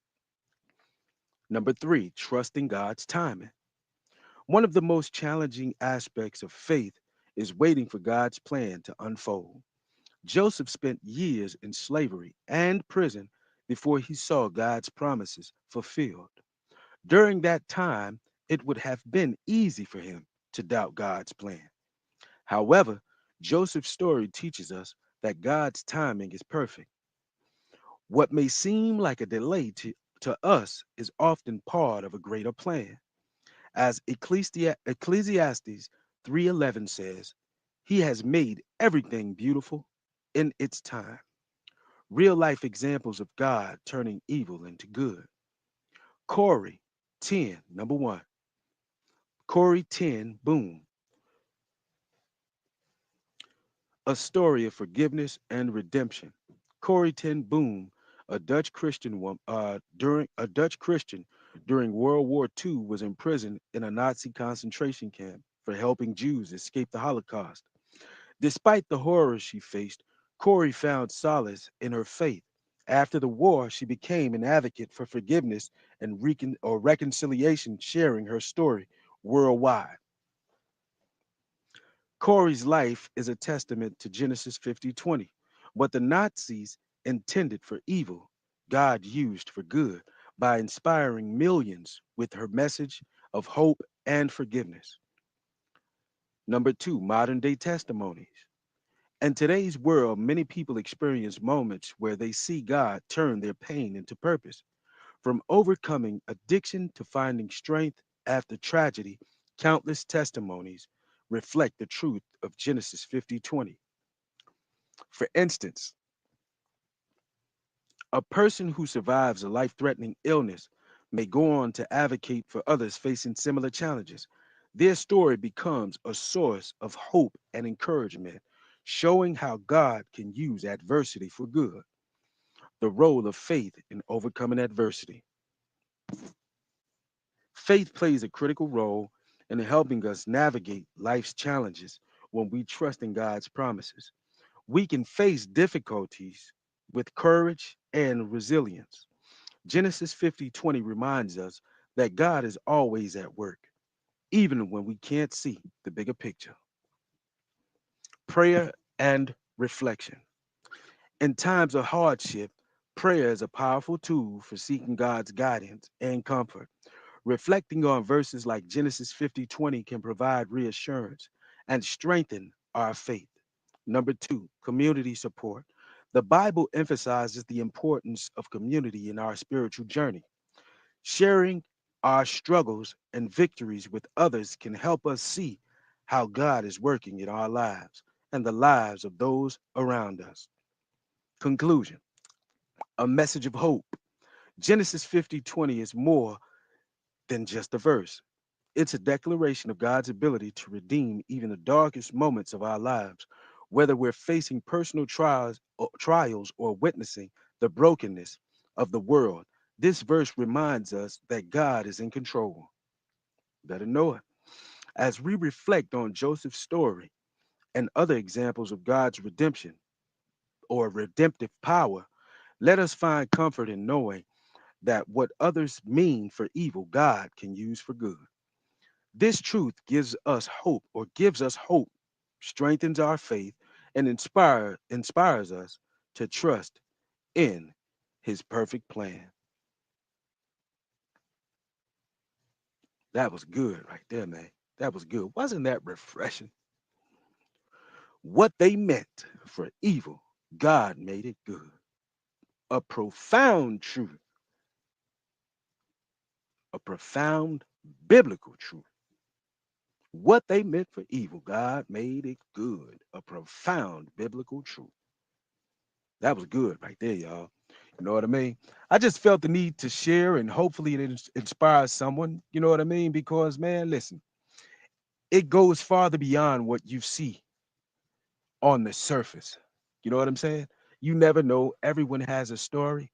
You know what I mean? And everyone is unique in their own way. But you can't be judgmental, based on what a person looks like or what a person speaks like or even the environment that a person comes from.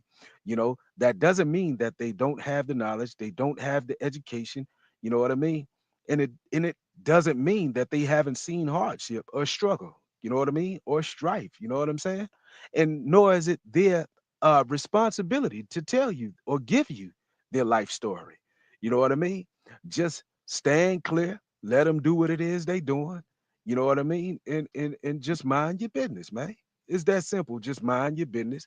You know what I mean? And hopefully, you have your own story. You know what I mean? Stop worrying about everybody else's life, man, and focus on your own. You know what I mean? You don't understand, like some people don't understand why a person is in a particular position.